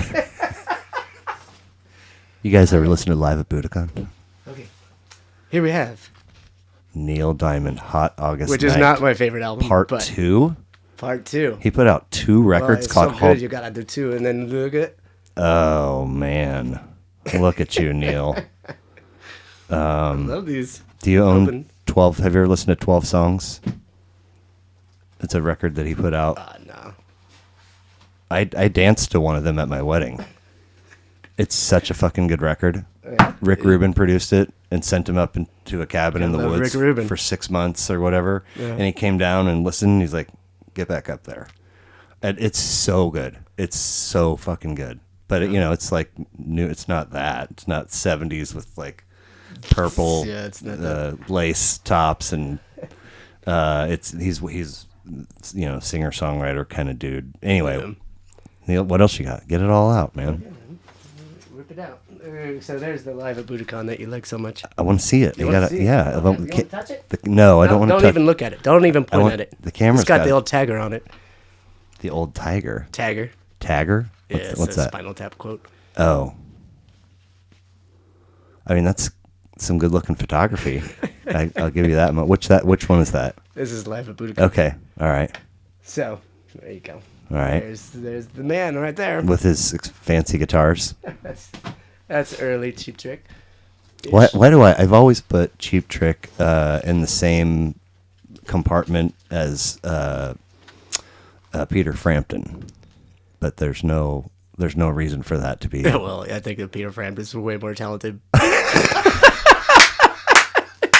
Cheap Trick fans' hearts are breaking everywhere. I know, but they were bubblegum rock, Okay. For what it's, as long as you can acknowledge that. yes, Okay. I get it. It's very funny. Yeah. But of course, Oh wow, 2. too.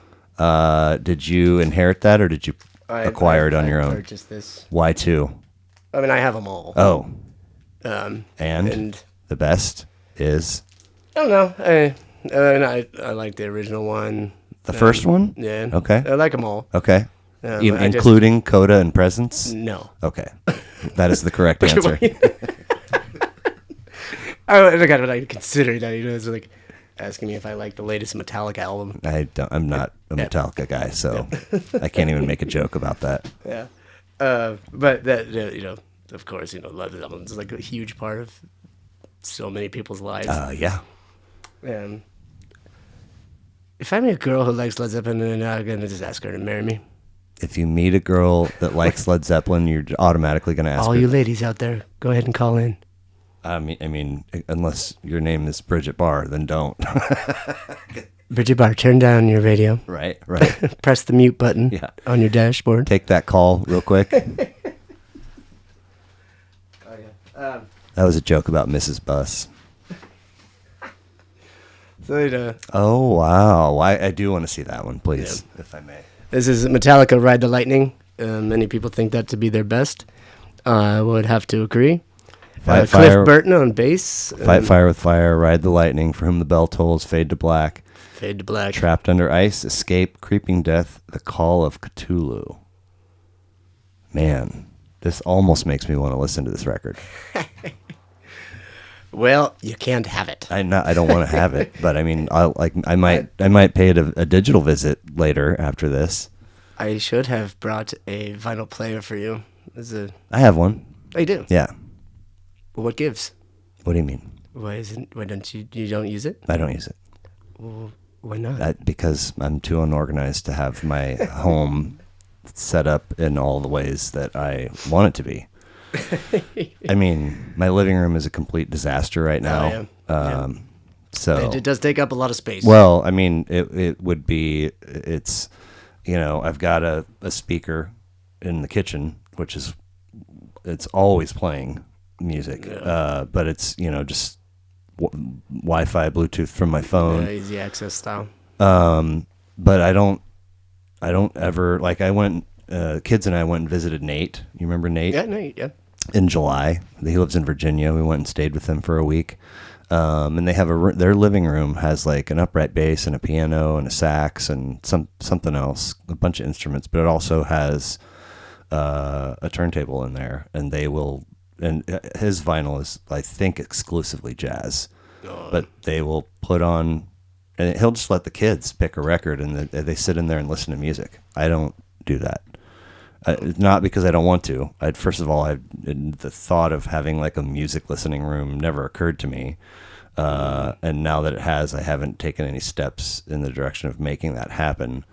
But, single dad, like managing everything I can in their lives while they're here, and then trying to play catch up when they're gone and whatever. So it's not that I'm not. I took the whole stereo system up there with the speakers, and reached a point where I was like, I need to get more speakers for I was going to set it up in the family room, and that made the family room too crowded, so it got moved to the living room. And it's like, well, I need to get more speakers so I can play music throughout the house. Yeah. But then I need to get all this wire and drill holes and all this stuff, and it's like I'm doing that, but everything's clearly shifted to Bluetooth and digital and wireless. It's like, do I want to do that? Do I want to do this? Do I want to have like speakers in the ceiling and a panel on the wall and somewhere that I can?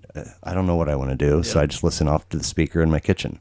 Chords, and to be all honest, I mean, there's vinyl is very little going for it. I hate to say that. Right. I mean, I bought super long cords for all this stuff, and I need to do something with them, get them out of the way so they're not sitting here as an eyesore on the table. But I like the view of that. I like cords, All right. Yeah. Well, you have an appreciation for them. You've used them and held them in your hand many, many times for different things. What else you got in there? Okay. Well, I was going to talk about this for just a minute. This band changed and influenced me tremendously. I like Can. The thing about Can is, the Damo Suzuki. He sings in gibberish. Okay. That's the lead singer. Is one of the second lead singer of Can. Okay. They've had more than one. Yeah. But so the second one is my favorite. Sings in gibberish. All of his tracks? Yeah, pretty much. He'll throw in a little bit of German, a little bit of Japanese, a little bit of English, God, you gave me some Japanese CD one time when I moved back to Kansas City. It was like, this is the greatest, and I put it on. I was like, get out of here. This is hot garbage. But sings in gibberish, huh? Okay. Yeah. So, and I didn't quite appreciate, but that so. And that influenced me, just the fact that you can sing in gibberish. Pun intended. You can sing. Oh, good one. Nice. I see dead people. But, so this band, got because of my brother. That is an iconic cover art, album cover art right there. Yeah, it is. Is that self-titled Butthole Surfers? Yep. Is it? What's the track listing on that bad boy? Well, that's the thing I found. So they mess with their audience, but the important song to me, I mean, the album's great, but the song "Hey." Okay. Looks like a Mexican wrestler mask on that person on the back there. That is one creepy. All their album. Show the people. Oh, sorry. All their album artwork is pretty out there. I was friends with some folks that were hardcore. I remember that. I remember The Whole Truth and Nothing But. I remember liking multiple songs of theirs after years of just thinking that I wouldn't, based on that they're in the genre of punk or whatever, and then being like, oh, these guys are like really smart and know what they're doing and talented but they're in the punk, but they're not. They took punk to just a different kind of creative level. I mean, I wasn't right. I didn't mean that they belong, and I just meant but it's just kind how of it is. Yeah. So it's just like some sort of other needs its own genre. Yeah, might just be a genre called Butthole Surfers, as there should be. Yeah. But then this is like one of my favorites of them. This is called. This is my favorite Butthole Surfers album. Hairway to Steven. Hairway to Steven. That can't be like a real human's face. It's two like photoshopped together. Okay. That is disturbing. Yeah, so I'm going to hand this to you. Okay. You tell me what the track listings are. Oh, God. Why did you take the record out? Because this is what, in the late 80s, early 90s, middle 80s, that's what I get and try to figure out. Okay, so it looks like there's a picture of a guy pitching. But don't forget to show your audience. I'm showing them there. Oh, sorry, I forgot about that. There's a guy pitching something who's maybe has an erection and taking a dump at the same time, and the thing he's pitching to a guy who's peeing, and it says 1, like the number 1, and then 2 is a picture of a horse taking a big giant pee, and then 3 is 2 naked ladies exposing their ani and vaginas. So this is all little cartoon styles. Yeah. And the other side, 4, is a picture of a burning cigarette. 5 is a syringe, whose destiny was probably not the ceiling of your bedroom in the form of a mushroom. 6, you have a rabbit taking a shit over a shark. 7 is an elk shitting. And 8 is a rocket in between the moon and a bird also shitting. You are correct in all of those. I mean, do you think they're interested in bowel movements? This got hence the butthole. Right. So track 3 is just kind of commonly known as "I Saw an X-ray of a Girl Passing Gas." This is in this picture. So it doesn't quite have a name, but that's just what it's referred to as now. Really? Yeah, and it is one of their all-time best songs. I gotta write that down.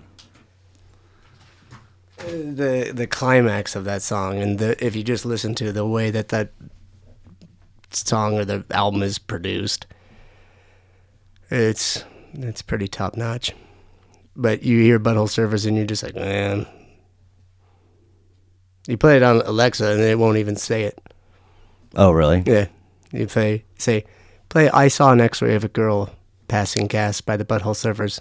And she'll play it? She'll say, "Here's I Saw an X-ray of a Girl Passing Gas" by the Surfers. Okay. It's like, what? Wow. So, it's all just tip our hats to the Butthole Surfers. And it changed that album and canon. It just changed my writing of songs. um, for the better, or for the worse, whatever. Is there free ball stuff accessible somewhere? I mean, I have it uploaded to my computer now, but it's that was cassette days. Mm-hmm. CDs had kind of but we didn't have access to making CDs or vinyl.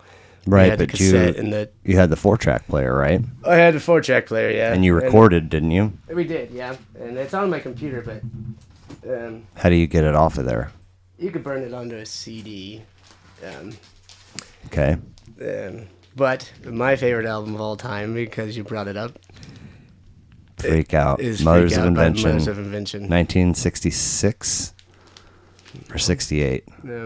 Um, Is there vegetables in the title of the first track? no, that's a different album. Are you sure? The song is in this one. No, the song you're thinking of is "Colony Vegetable." Yes.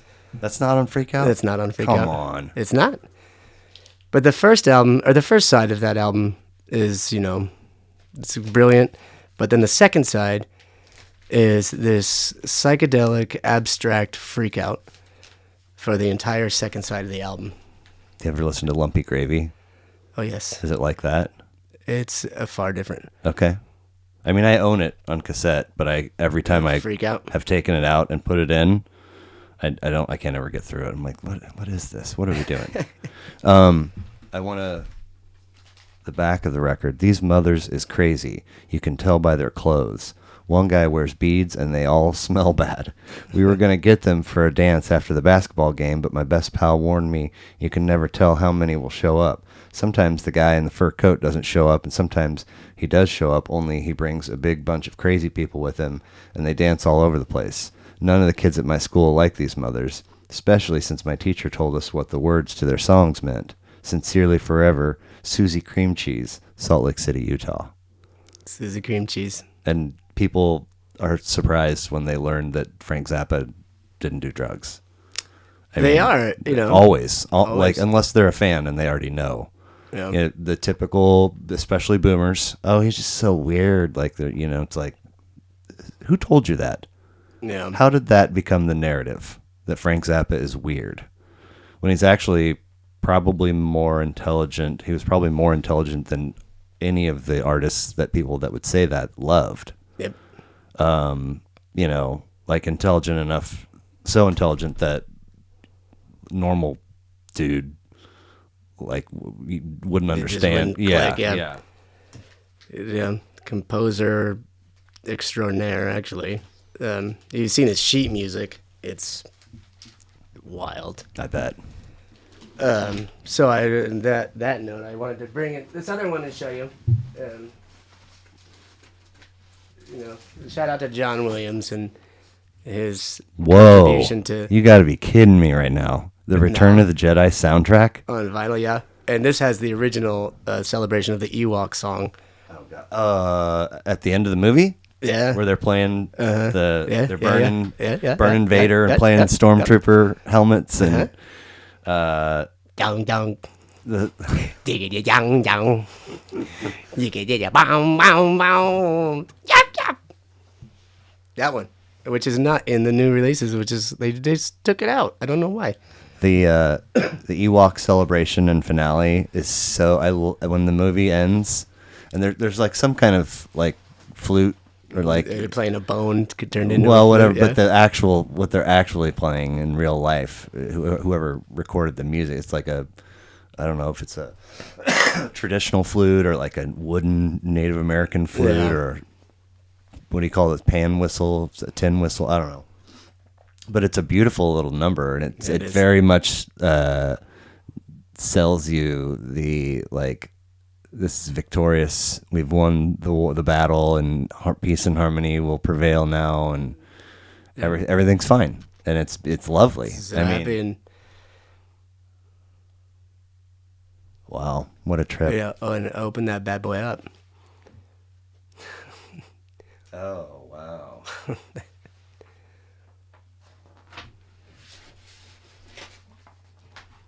First of all, you get this awesome space scene with the Star Imperial. No, I don't know what do you call that ship? A starfighter? Star. No, that's Wait, the big ship. What are those? What's that called? A star cruiser. Anyway, Yeah. and then some Ewok shots. Well, I mean, just of course, Bikini Carrie Fisher. Oh, yeah. Changed many Gen X boys' lives. The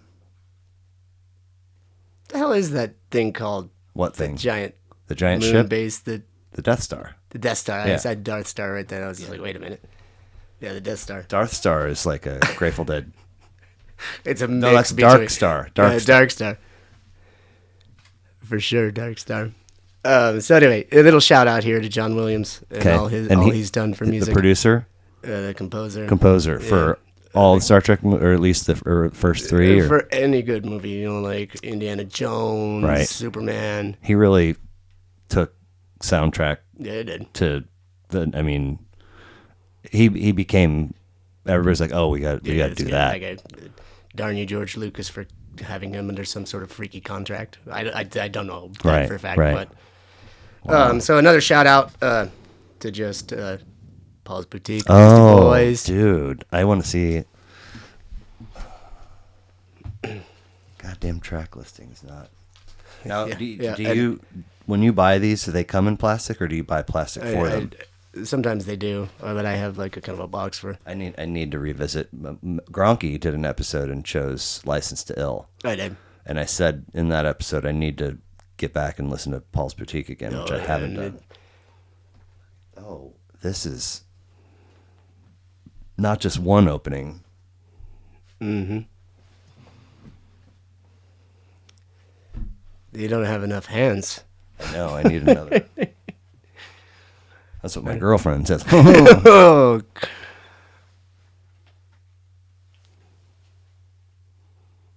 Wow, it's still no track listing.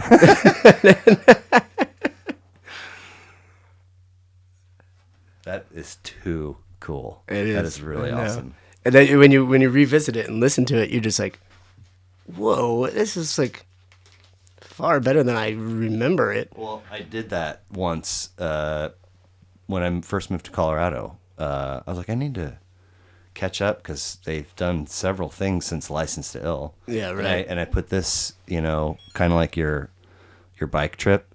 I put this in the tape deck of my Corolla, and it just didn't come out for like a couple of weeks. And then I put it away and have seldom, I don't know why, not intentionally. I need to revisit it.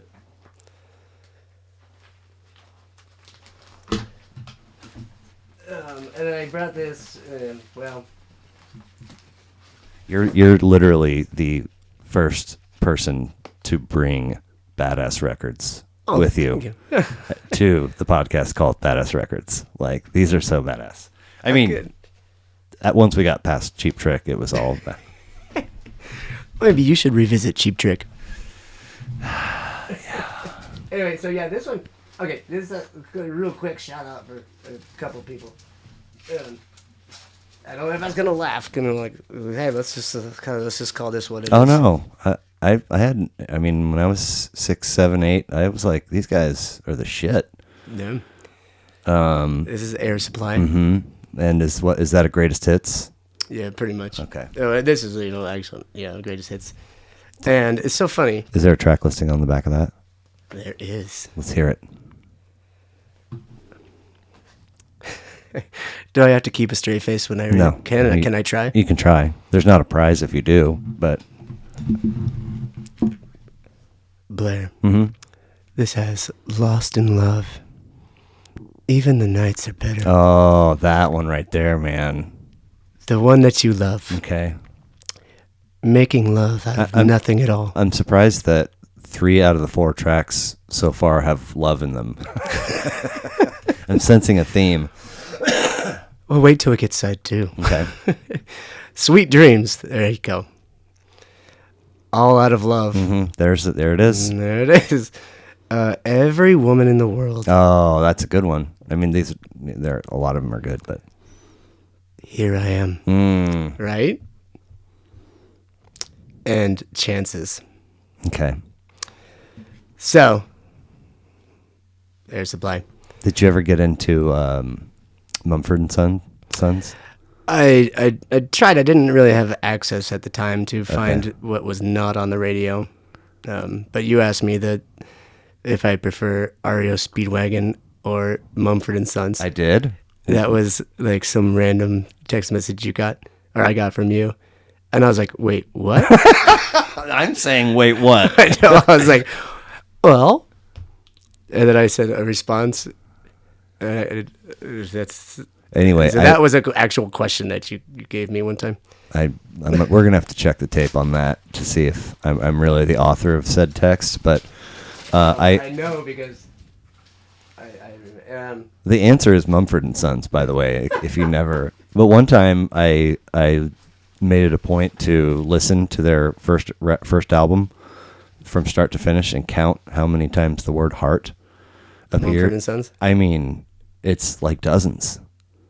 Literally. I mean, so I guess the point is that Air Supply can put love in a lot of their song titles if they want. You can always put love wherever you want it. As long as you have permission. I was just gonna say, as long as you ask. Yeah. So yeah, just a shout out to television theme songs. Weird. You would you think of a television song, from let's say Gilligan's Island, Hill Street Blues. Hill Street Blues, MASH. Night Court. Night Court, yeah, good one. Cheers. Yeah. Oh, Family Ties, Family Ties. And now tell me the name of a TV show theme song now. I don't really watch TV. I stream. Yeah, do they still have songs on them? Don't know. What is a TV show now? They have to have them. They do. CSI. They do have songs. They do for sure have songs for sure. And sometimes they're really good, really good. That's what I'm saying. Like, yeah, but like there will never be another era like there was. Yeah. In the 70s and 80s, and with some awesome songs. And they've got 45 seconds to get you caught on and to get you into sticking with it. So shout out to people who write television theme songs for sure. And then another one that just not this album in particular, but Joe Raposo, who writes specifically for Sesame Street back in the day. Love that album. I think I have. I definitely owned it at one point. 10th anniversary album. Let's hear a track listing off of that. Okay. Sesame Street theme song. Which, when I moved back from Colorado and got the place with Jill, I had my Yamaha. It's set up right over there next to my stereo. My Yamaha that I bought when I graduated. I started taking lessons, and you came over and sat down and played this super psychedelic version of the Sesame Street theme song. And I was like, that's every time I've ever crossed paths with you, I was like, that was the most Matt Barr thing ever. Psychedelic Sesame Street theme. Yeah. I play it for my students. I don't do the psychedelic version. But you were singing it too. I mean, yeah, right. Yeah. Anyway, so the next track, Breakfast Time. Okay. Believe in Yourself. Nice. Sign, You Are a Friend of Mine. I've Got Two. Feeling Good, Feeling Bad. Circles. I Love Trash. Nap Time. You once made me a mixtape, and Circles was on it. I'm not even kidding. See a wheel on a roller skate. Now that's a circle. I mean, I was like, okay, revisit this. Okay. Yeah, and listen to the jam. Yeah. One of These Things. Classic. Mm-hmm. Would You Like to Buy an O? Oh, dude. Side 2, Just One Me. Mm-hmm. Track 2, Proud of Me. Okay. Grover, kicking it. 1 and 1 make 2. Oh, I love that. 1 and 1 make 2, at least I'm pretty sure they do. Oh, yes, it's true. Oh, and then the classic, Sing. Oh. Sing. Yep. Yeah. I Get a Nice Feeling. Uh-huh. Rubber Ducky, of course. Yep. Always going to be one of these. Cookie Disco. Okay. Simple Song. People in Your Neighborhood. Yeah, man. Being Green. Oh, it's not that easy being green. Tu Me Gusta. You speak Spanish. You Like Me. Or I Like You. Yeah, something like that. You, yeah. 4. Okay. And The Count's Lullaby. Ooh, interesting. All right. So just and my album, children's music album, Yep. just children's music really like You grab me and you put out a children's music album yeah. or children's book or both? About the children's music album. Is it available somewhere? No. It's on your computer. I saw it. But that was like a big that was Yeah, a serious there you go. project for you. I mean, it's been since 1999. Yeah, in the works. Yeah. I've put a song, so a year or whatever. You mean you're still working on it? Oh, I'm always adding to it and taking away. But did it ever come out or? Oh well, I mean, yeah, I mean, Sure. if you're in my class at the end of the year, just like You get one, no, it depends. It's like I'll just pay whatever, just right? give it to me. Right. And then I'm just like, are you sure? Because you're gonna have this in the car, and you think that your child likes this song. Well, I'm just warning you. If you're one of my students now, I'm not gonna say their names, but the parents are just like, can we please somehow get a copy of "I Used to Be a Camel"? Is that one of your tracks? Yeah. I wrote that in India, in Agra. In India? In India. When were you there? Uh, Seeing the Grateful Dead? no. Drive your car over there? Well, so I wrote that, and I don't know if you've ever heard of the Remay Center here. There used to be a llama here named Lama Chuck. And I were in Agra, right outside the Taj Mahal, and I was like, When were you there? I'm gonna guess like 2005-ish. And you were with who? I was with my brother, Okay. and so I wrote that song there, and I used to be a camel. yeah. Were you sober? What? Were you sober when you wrote it? Yeah. Okay. So that's a good one. But anyway, there's a song on here that's just gibberish, but it's really sad. It's a tribute to Can. It is. You're the second lead singer of Can. Yeah. Yeah. It's a really sad song, and so you're gonna have this.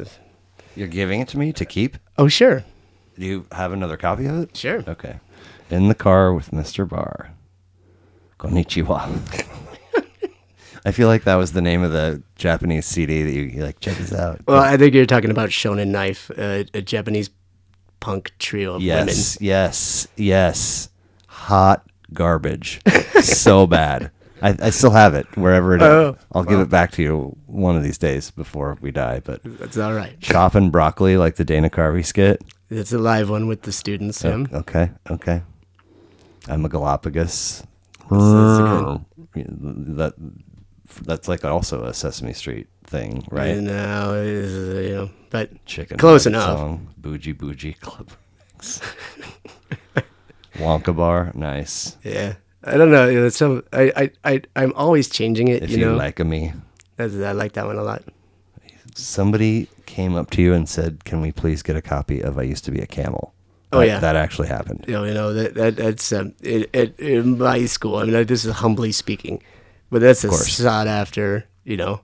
Hot actually. commodity. It is most certainly. Okay. Are you don't do Montessori stuff anymore? I you? do. You do. Yeah. Okay. All right. Yeah. But you're teaching. You're not principaling, or I'm not anymore. Okay. No. All right. It's tough to keep track of shit up Yeah. here, let alone where I'm supposed to be every day. No, right? I know. You know. So Was that the capper? Was that the capstone? The Mr. Matt CD, or is there more in the bag? no, I just a couple more. Black Flag, as part of my process. Oh yeah, sorry. Black Flag was one of my stepping stones for Are you just dropping records left and right over there? making it rain. Black Flag. Black Flag was really important to me. Self-titled. This one it is not, but it's in my head. Okay. That's not the album that turned me towards Black Flag. Okay. But it's just All happened right. to be the one I grabbed. Would I wanted you to hold this one. ooh 200 motels, 200 Motels. churches, and liquor stores.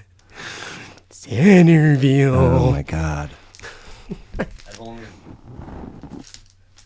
You remember Steve, who I lived with in Durango? Oh, yeah, yeah. I've watched this once, and it was with him. How did that go? I was very happy when it was over. Yeah, it's And not, I think it's not pleasing to I think I watch. tried one more time, maybe down the road, and started it, and I was like, "Oh yeah, no, I don't Yeah, want you to gotta- watch this." Yeah, and the London Philharmonic sued him over that movie. What? Yeah, Didn't he's done things with them? it was since, yeah, but that was the first one, and they had already signed a contract Sued him for what? for that movie and not knowing what they were getting into, and he didn't tell them.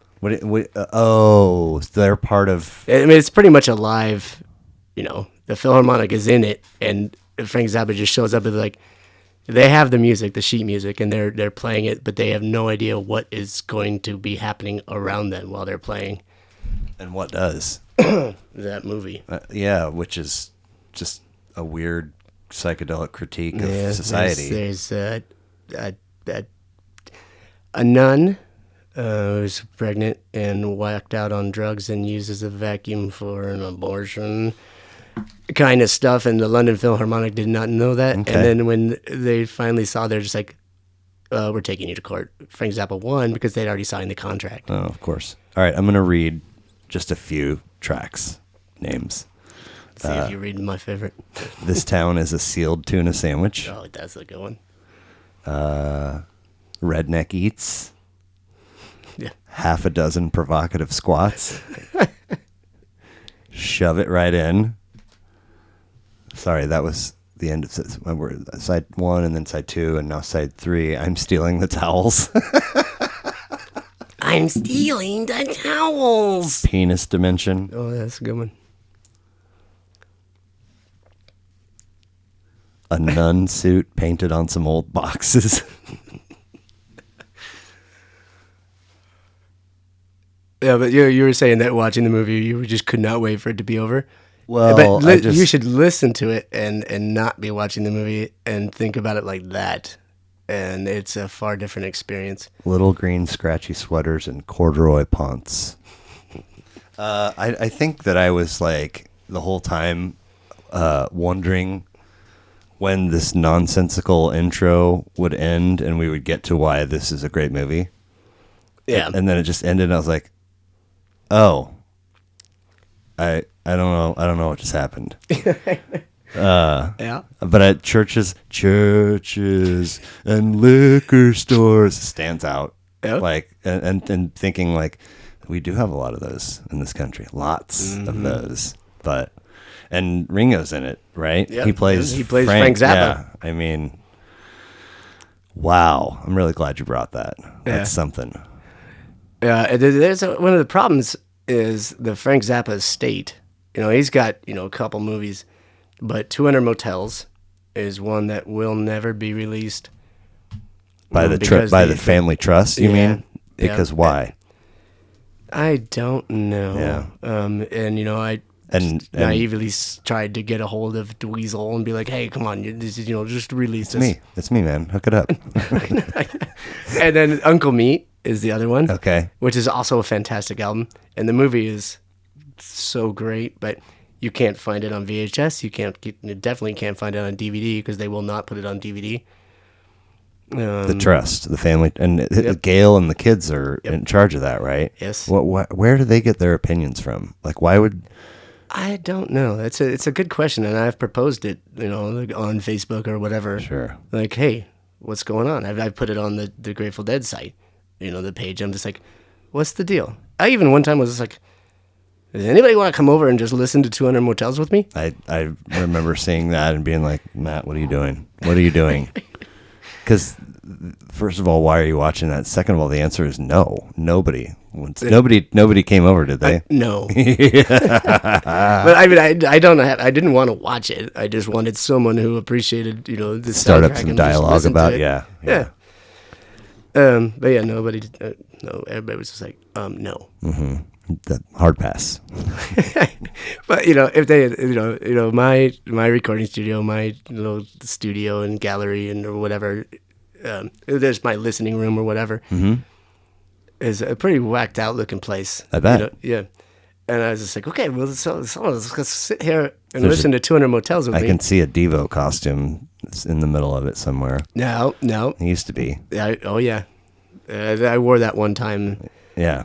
And it was like $4, Yeah. It's super cheap plastic. And Yeah. by the end of the night, it was just totally Ripped. Yeah. annihilated. Yeah. So, and then I guess one last little kind of, I was just dropping the vinyl. Here's the can, the first original look can. how beautiful that looks. Yeah. How so bright and bold colors. That looks like Voltron. You remember Voltron? Yeah, I do. Let me see that bad boy. Yeah. This is their first one? This is their first one before Monster movie. Damo with the Suzuki. can. Yeah, Malcolm Mooney is the lead singer. And you'll hear one of the best bass lines ever. On? There's like one, like kind of like Iron Butterfly. There's one side of the album is one song. Well, side 1 is 3 tracks and side 2 is 1 track. Yep. And that bass line to carry you through an entire album or an entire side of an album, and it's like so easy to play. It's just the bass. Really? Yeah. It's just like open E string and then close 12. It's just like boom, boom, boom, boom, boom. Oh, Boom, boom. I like it already. Boom, boom, boom. And then, it's just fabulous album. Okay. I got to write that down too. Yeah. The song is You Do Right. Yeah. That's side 2. Yeah. It is so good. And the reason that Malcolm Mooney stopped being a lead singer, he was getting these trances. And particularly with this album live, he got stuck in a trance saying the same thing, chanting. And he couldn't get out of it. Are you serious? Yeah, and they had to commit him for a while. And I was wondering if we might uncover why they had a second lead singer. yeah, and so they were just like, well, they're like on tour, and it's like, what are we gonna do? This is like 69-ish. They used to tour? Yeah. Wow. And then they were sitting in a coffee shop trying to figure out what the hell they're gonna do. Because they got a show like the next night or whatever that night. And they look out the coffee shop window, and there's this crazy Japanese street performer just doing Damo Suzuki's thing, and they're just like, that's what we need. And this Doing what thing? just performing and chanting aimless and just in his Suzuki? gibberish, Okay. just street performing kind of stuff, like super out there. And they're, the band is kind of out there anyway, and they're just like, okay, well, let's get that. And thus that started. I was telling the dude that did before you, that guest on episode 7 that chose the White Album. I introduced him to Can, and he went home. He went home and listened to Tego. We text. He's like, dude, this shit is fire. I'm like, yeah. Yep. I was telling him there was a time where I was at Harry's Bar and Tables in Westport, and this is not not the only time this has happened, or the only place. But I heard in this particular instance, I could hear. I mean, Harry's is always loud. Yeah.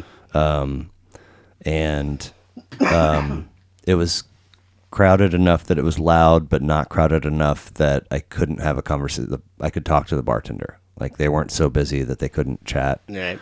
And I was like, I could hear faintly through the music they had playing, Vitamin C. Nice. And I was like, do you have a thing that you can look at that tells you what the mean? He's like, oh yeah, we have a. And I was like, will you see if this is Can? And he was like, what? I was like, will you see if this is Can? He's like, I don't understand. I'm like, will you look at your thing that the music is played through and see if this artist is called Can? Yeah. And he was like, okay. And he like went over, and the look on his face, he was like, Yeah. I was like, the only reason I know that, first of all, because of you. Second of all, because they're like unmistakable. Yeah, most certainly. You hear, if you know Can, you hear them like Can. Yep. You know. I know. And they pop up in like so many strange places. Exactly. Yeah. And not most people, but there's so many people would just not even. But if you're just like, wait a minute. Yeah, I played them. I mean, some dubbed shit on cassette over the air on my radio show. I remember that. And I'm pretty sure the station manager was like buzzed me and was like, "What is this?" I was like, it's awesome. That's what it is. Yeah. I remember what you played, the first song you played on the radio. Yeah, and I think I played the point too, the whole thing. Why Me and my arrow, straight up. I mean, God. I know. But yeah, the album, the Can album, is after Daniel Suzuki left. The album was Saw Delight. Okay. And it's kind of like more of a disco time, the mid 70s, and they was trying to experiment with how they would do disco kind of stuff, but in Can style. Sure. Krautrock. No, stop saying that. I mean, it's on the internet. Well, it doesn't make it, they just happen to be Yeah. experimenting. Very bizarre. It's so bizarre. So good, though. Yeah. Wow. Then, is there more? There's just the two more. Okay. I mean, that would have been the perfect record to end on, but not the first time that this guy has come up on here. Really? Yeah. Well, episode 3, the dude was like, my dad was a huge Herb Alpert and Tijuana Brass Band fan. I forgot about that album cover, though. Yeah, it's I good. mean, send it over. Oh, look at there you go. Okay, look at this. The Newlywed Game is responsible for Side 1, A Taste of Honey Green Peppers. Tangerine. A Taste of Honey, Green Peppers, Tangerine, Bittersweet Samba, Lemon Tree, Whipped Cream. Side 2, Love Potion number 9. That's not the version that we're used to hearing. That's El Garbanzo, Ladyfingers, Butterball, Peanuts, Lollipops, and Roses. You ever want to eat dinner and have a soundtrack in the background? The Herb Alpert will never fail you. It's just nice, kind of upbeat, Newlywed Game. He wrote that. Okay. That song. But yeah, have dinner to this album, and it will not disappoint you. So another one that's kind of rare, and the last one I'm going to bring up is R.L. Burnside. Oh. A blues musician, right? Chicago. Yeah. Wish I was in heaven sitting down. Great catalog of work. Yes. He got double-digit albums out there. I only own one, and not only is there not a bad track on it, but every track is phenomenal. Jim. Anyway, what you got? So his son is a DJ, it's a club DJ kind of deal. Okay. And he took his father's music and I'm either going to love this or hate it. No, this is a kick-ass album. Okay. It is, if you're a Burnside fan, you've got to listen to this. Okay. So this is him or his son? It's him, but his son kind of remixed it into some sort of. Is that actually him? Is that what he looks like? Yeah, in his older years, yeah. Is he? He's not still. He's not. No. How long's he been gone? I don't know. But I wouldn't give for your vinyl player to be here right now. Mm-hmm. Come on in. Come on in. I heard that one time. It's from 1998, Fat Possum Records. That's a hell of a Fat Possum label. Yeah, name. I was driving in a car with a girl I was seeing, and she's like, "Check this out." A girl. She's a like, girl, "You're like a cute girl. Oh yes. Introduce this. Okay. Yes. And she's like, "You like the blues?" Recorded at the Money Shot in Oxford, Mississippi. And as she played it, it had me. It's one of those albums you hear and you sit through the whole thing. You're just like, whoa. What just happened? Yeah. The last line of print on the back of this record: www.fatpossum.com. Parentheses. Don't call us about advertising. Oh man. Okay, R.L. Burnside, come on in. Yep. Thank you. Yeah. Holy smokes. Yeah, and it's not the remix like you might think that it's like some sort of club. It's just like, cool. I can't even believe what just happened. Did you? Oh, hold on. Let's okay. One of the tracks. Well, yeah. Come on in. Yeah. Did you It's track number 2. have a relationship with that girl? I did. Did you later take your clothes off with her to that? I wish I had. Oh man, do you have her number? We can probably still arrange something. No, I do not. Okay, I mean, Bridget, Not- it's not- time to not- hit that pause button again. not for you. I was just about to say, not for you. Not for you. No. No. So I would like to thank her. So Shout out to the girl who shan't be named. I think? shan't be named. Okay, but come on in. It's she was great. All right, so that is like the biggest treat to date on the Bad Gas Records podcast. The fact that you brought when I saw you get out of the car and you like walk around to the other side, I'm like, Yeah. he brought some. What did he bring? And then it's a bag full of vinyl. Like, really cool, really cool. So you answered for the world on when you said Sgt. Pepper's, but is there a Matt Barr answer? I am going to have to go with the Mothers of Invention. That's Freak right. Out. That's right. I think you did say Yeah. that. I like your first answer better. Just more. I mean, I don't know. I don't know that I'll ever evolve into a place where I can put that on and listen to it. You know, I don't know. Well, I might have to give it another shot, but No, I think it is, and I completely understand why it would be a difficult sell or just kind of hard to digest.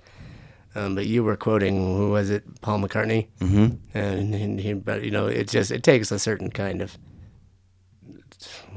whatever to mindset, get it. No, not like any sort of altered right? state, But just willingness. Yeah, it's just kind of one of those out there ways. Yeah, man, what a trip. So are you painting these days? I am not. Okay. The last painting I did was a couple of years ago for Okay. a Christmas present for Bridget, Okay. and when I paint, it takes me a while. Uh-huh. And my studio, and I'm down there again. Bridget, pause your whatever device, and she did not like me being in my studio away, and she's like, "What are you doing down there all the time?" And I was like, "But I'm making a Christmas present, and Did what she are you gonna know say?" what you were doing? No, not really. Did she ever? Did she see it before you gave it to her? No. You hit it every time. Uh-huh.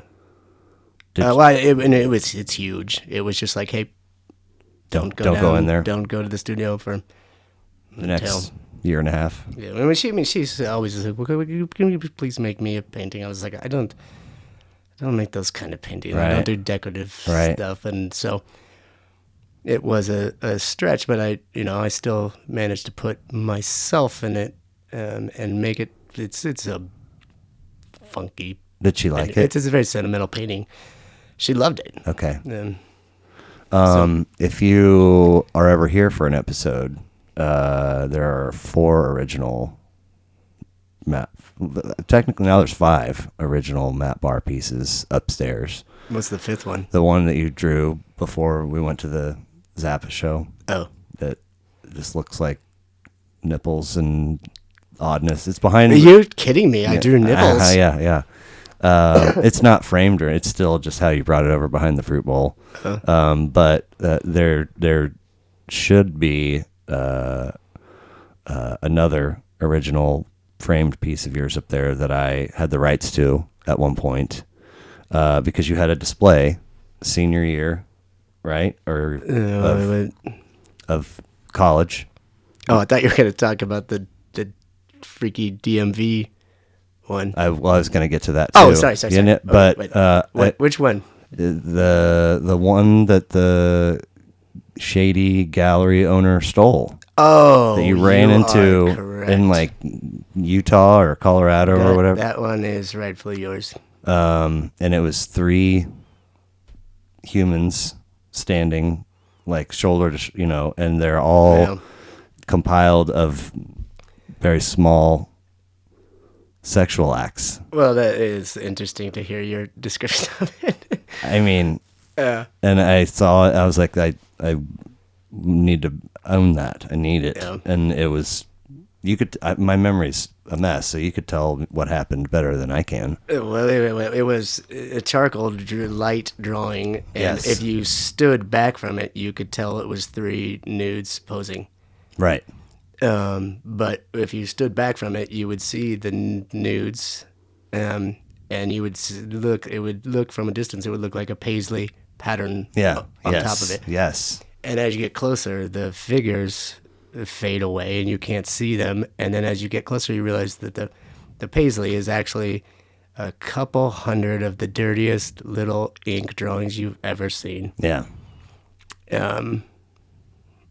That is one of my favorite pieces I've ever done, and I Yeah. can't believe it was stolen after its first display. The dude had a weird name. I am not afraid to even say it right now. I want I'm you to. still, yes, Jerry V. Jerry V, and then the gallery was Gallery V. Gallery V. And his name is Jerry. Jerry V is like V something, but if you're in the art gallery community from the mid 90s, you're gonna know who that is. Yeah. If you ever see that painting that Matt just described, it belongs to me. It is. And there was a verbal agreement. I wanted to buy the 3 Lydia set, and that, and you said yes, and then That's giving me shivers even thinking about, I hadn't thought about that in a long time. and then it got stolen. It got stolen. I did give you money for the Lydia. We did have a transaction. There was never a Right, transaction for the one that went missing, but it was an agreed upon thing from the fan and the artist, and somebody violated. And am I right? You did run into him I did. in like Utah or something? Yeah. And did you guys exchange words? We did. And He was just like, because I had sent him after that first show and the success of that show. That's like pretty much the last time I saw that. And he wanted another piece for the next show. And I was in Colorado. I sent it to him. And it just came back, returned to sender. And I was like, wait a minute. And what did that mean? like He was they tried to, I don't know if he just was like no, or the gallery was closed or whatever, but when I got back to Kansas City, the gallery wasn't there, or he didn't open the door, and it was just like he was like gone like a fart in the wind. Right. And I saw him, and I Nice was like, Shawshank reference there. yeah, exactly. And I saw him, and I was just like, hey, I was like, you remember me? Yeah. And of course, he's like, no. And he just like he didn't remember anything. I was just like, I explained everything. I was like, that show, that piece, then the second piece I sent you, and I was like, where is the first one? I don't even remember its name. I don't even think I even had time to name it, but yeah, that's nothing came of bumping into him. And then there's a story about like a girl that you picked up. There was a hitchhiker Yeah, that, I didn't pick her up. oh, who did? My father picked her up. Your father. And then she stole a bunch of your shit, didn't she? Yeah, And vanished? I was at, yeah, kind of. I was in Kansas City, just doing whatever, still maybe right out of college and working at Spaghetti Factory. Oh my God. That's right. You worked there for a minute. Yeah, and then a knock comes to the door, and it's this pregnant girl with a giant dog. And she's like, Matt? And I was like, yeah. She's like, so forth, I'm this. And she's like, your dad picked me up hitchhiking, and she said that you would have no problem with me crashing here for a little bit. And I was like, what? Which, I really didn't. Right. Though you didn't know she was going to steal your shit either. I didn't, and she just turned out to be a little. I got her job at the spaghetti factory. And my roommates were, and then she, stayed there for quite a while. Like more than a month? Maybe around, maybe a little long. I don't know. Okay. It's like about a month or something. I don't know. Just very pregnant and she just lost it. And my roommates were like, so because of the dog, a giant dog, and they had cats, and I was like, oh, I'm sorry. And I called my dad. I was like, what in the world? He explained it, and then I just finally was like, you gotta go. And so she decided to take as much stuff as she could carry. Which was more than artwork? No, it was just artwork, as far as, but I mean, she didn't have a card, and I was just awful risky thing to take if you're homeless and without a vehicle. Artwork. Yeah. Especially if your only intention is to keep it for yourself. Like, how are you not going to fuck it up traveling around in the weather with your giant she dog? She had to have some sort of accomplice. I don't know.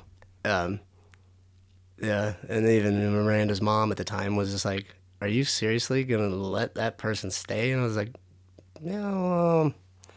I feel like my dad kind of had to stick up, it's just kind of My dad's a really good human. He did not make a good human. You can't stay here. Sorry. Yeah. So, yeah, I forgot about that whole thing, too. Yeah. Wow. So are there any pieces for sale? I believe I got in touch with you and was like, one of the framed one, I was like, do you want this? Not for me, just for anybody. In general. Yeah. No, I don't. What were you talking about? I don't like selling artwork anymore. Why not?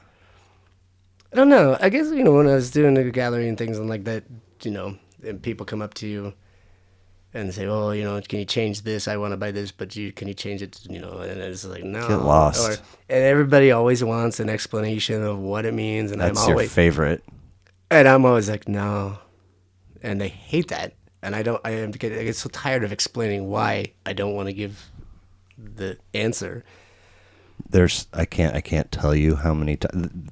Never has anybody entered my home and not made a comment about the lobbyists.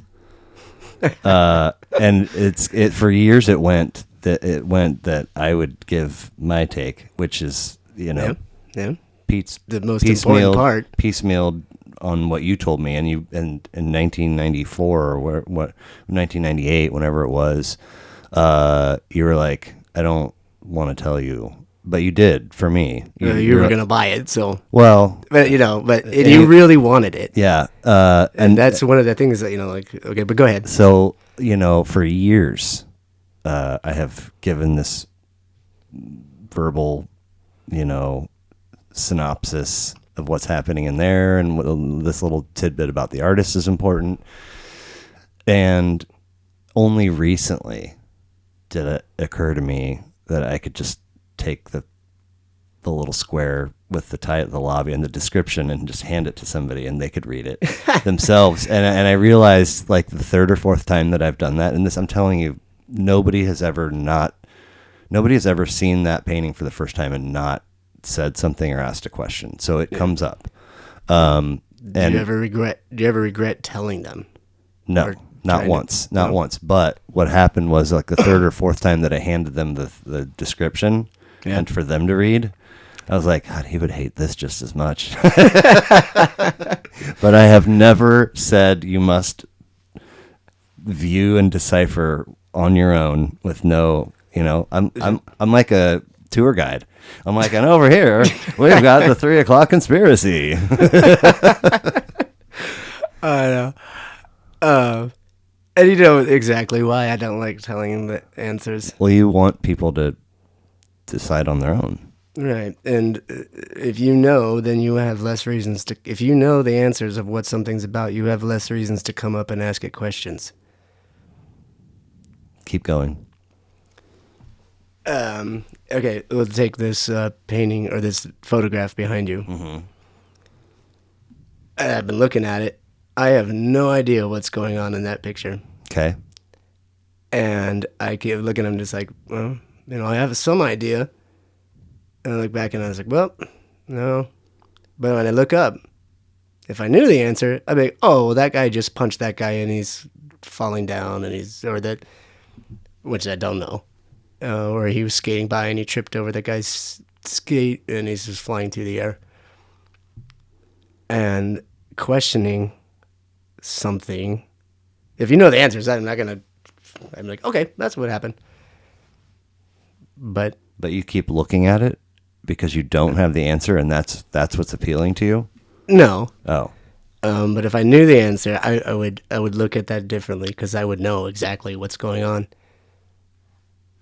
If that makes any sense. I think that's what I just said. Okay, well then yes. Do you want to know? Well,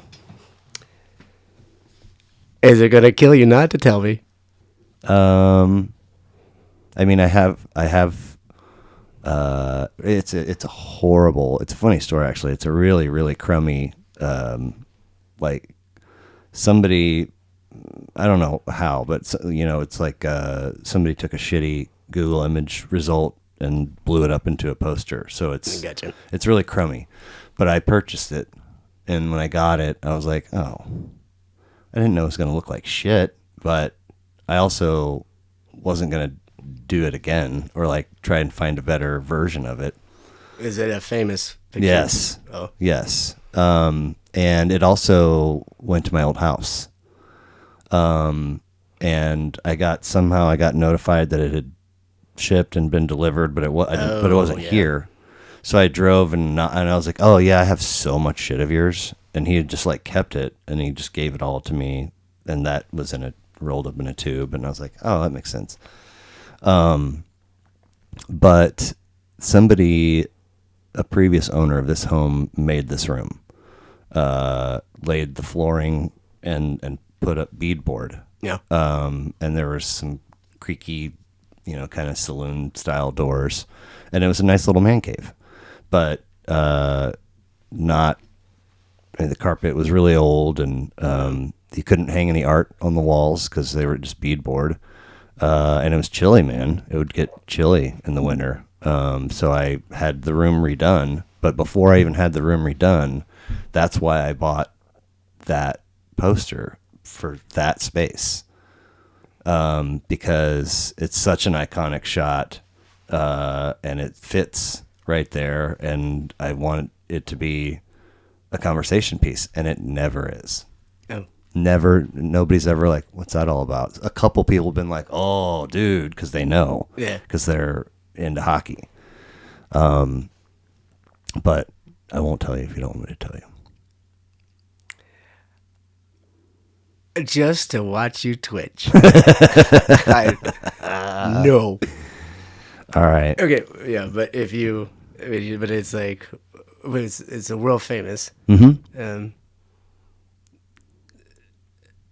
Had you, I guess it's famous, the story must be equally as famous. I mean, it's famous just for the image. Yeah. Of a person flying through the air, but it's important to me based on my own personal hockey fandom. Experience. Yeah. In '67, the Blues, the NHL expanded. Yeah. And like 8 new teams, and the Blues were one of them. The Blues went to the Stanley Cup Finals the first 3 years they were in existence, and they lost all 3. Oh. The first year they had a guy named Scotty Bowman as their coach. They fired him, and he went on to become the Detroit Red Wings head coach and won like 6 cups with the Wings, and then he was in the front office and they won more. I mean, I think 9 total. Went on to become one of the winningest coaches in NHL history, and the Blues gave him 1 season as an expansion team. He took them to the finals, and then they fired him. They got swept I think they got swept in all 3 of those finals appearances. So it's like,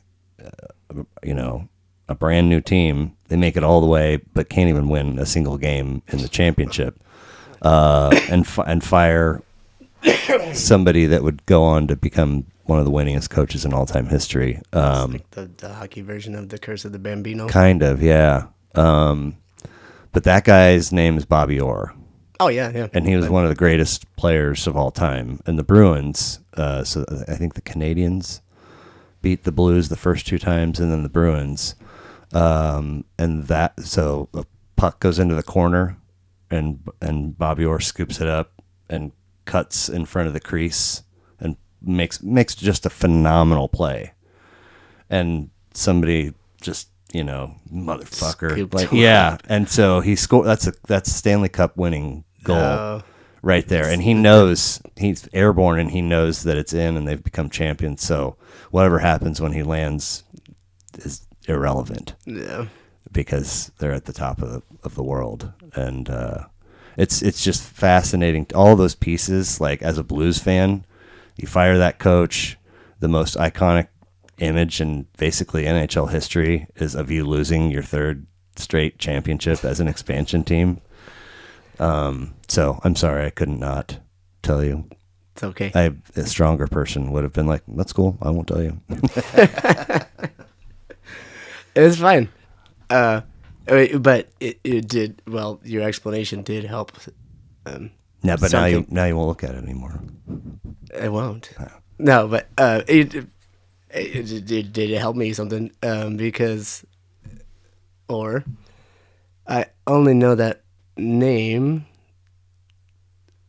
because of New York Times crossword puzzles or crossword puzzles in general use that. It comes up a lot. It does, yeah. But I know, whenever I solved it for the first time, I was like, oh, I know the answer.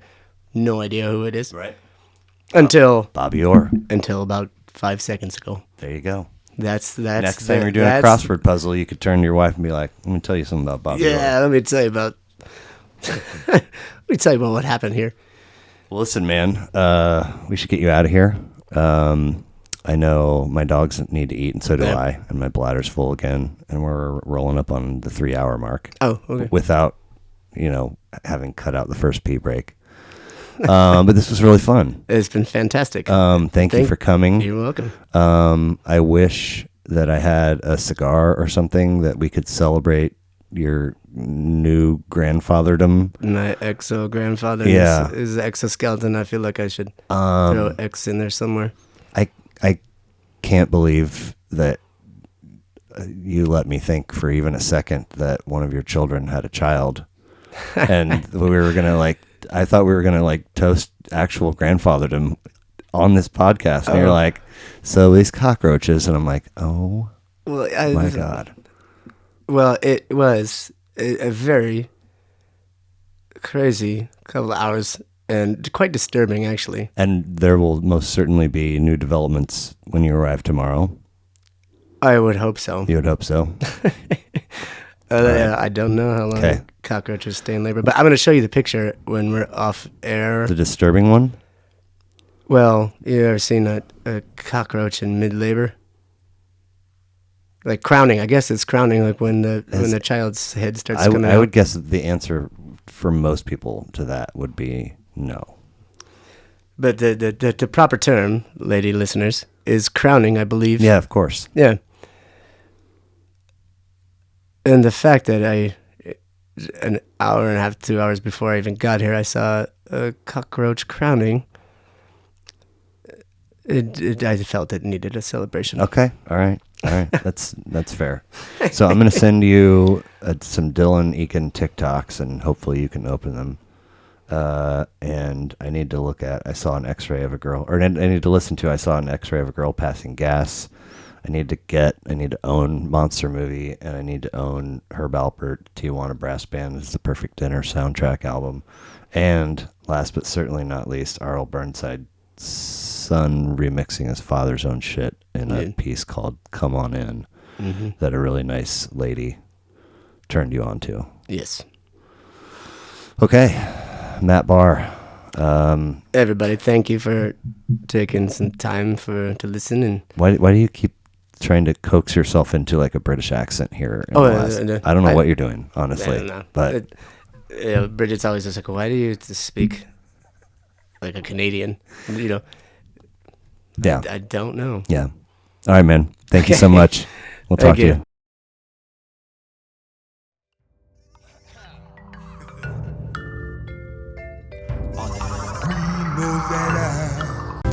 A green rosetta, a little green rosetta, green rosy tea, a little green rosy tea.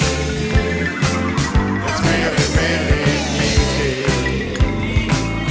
Really out there, that was really good.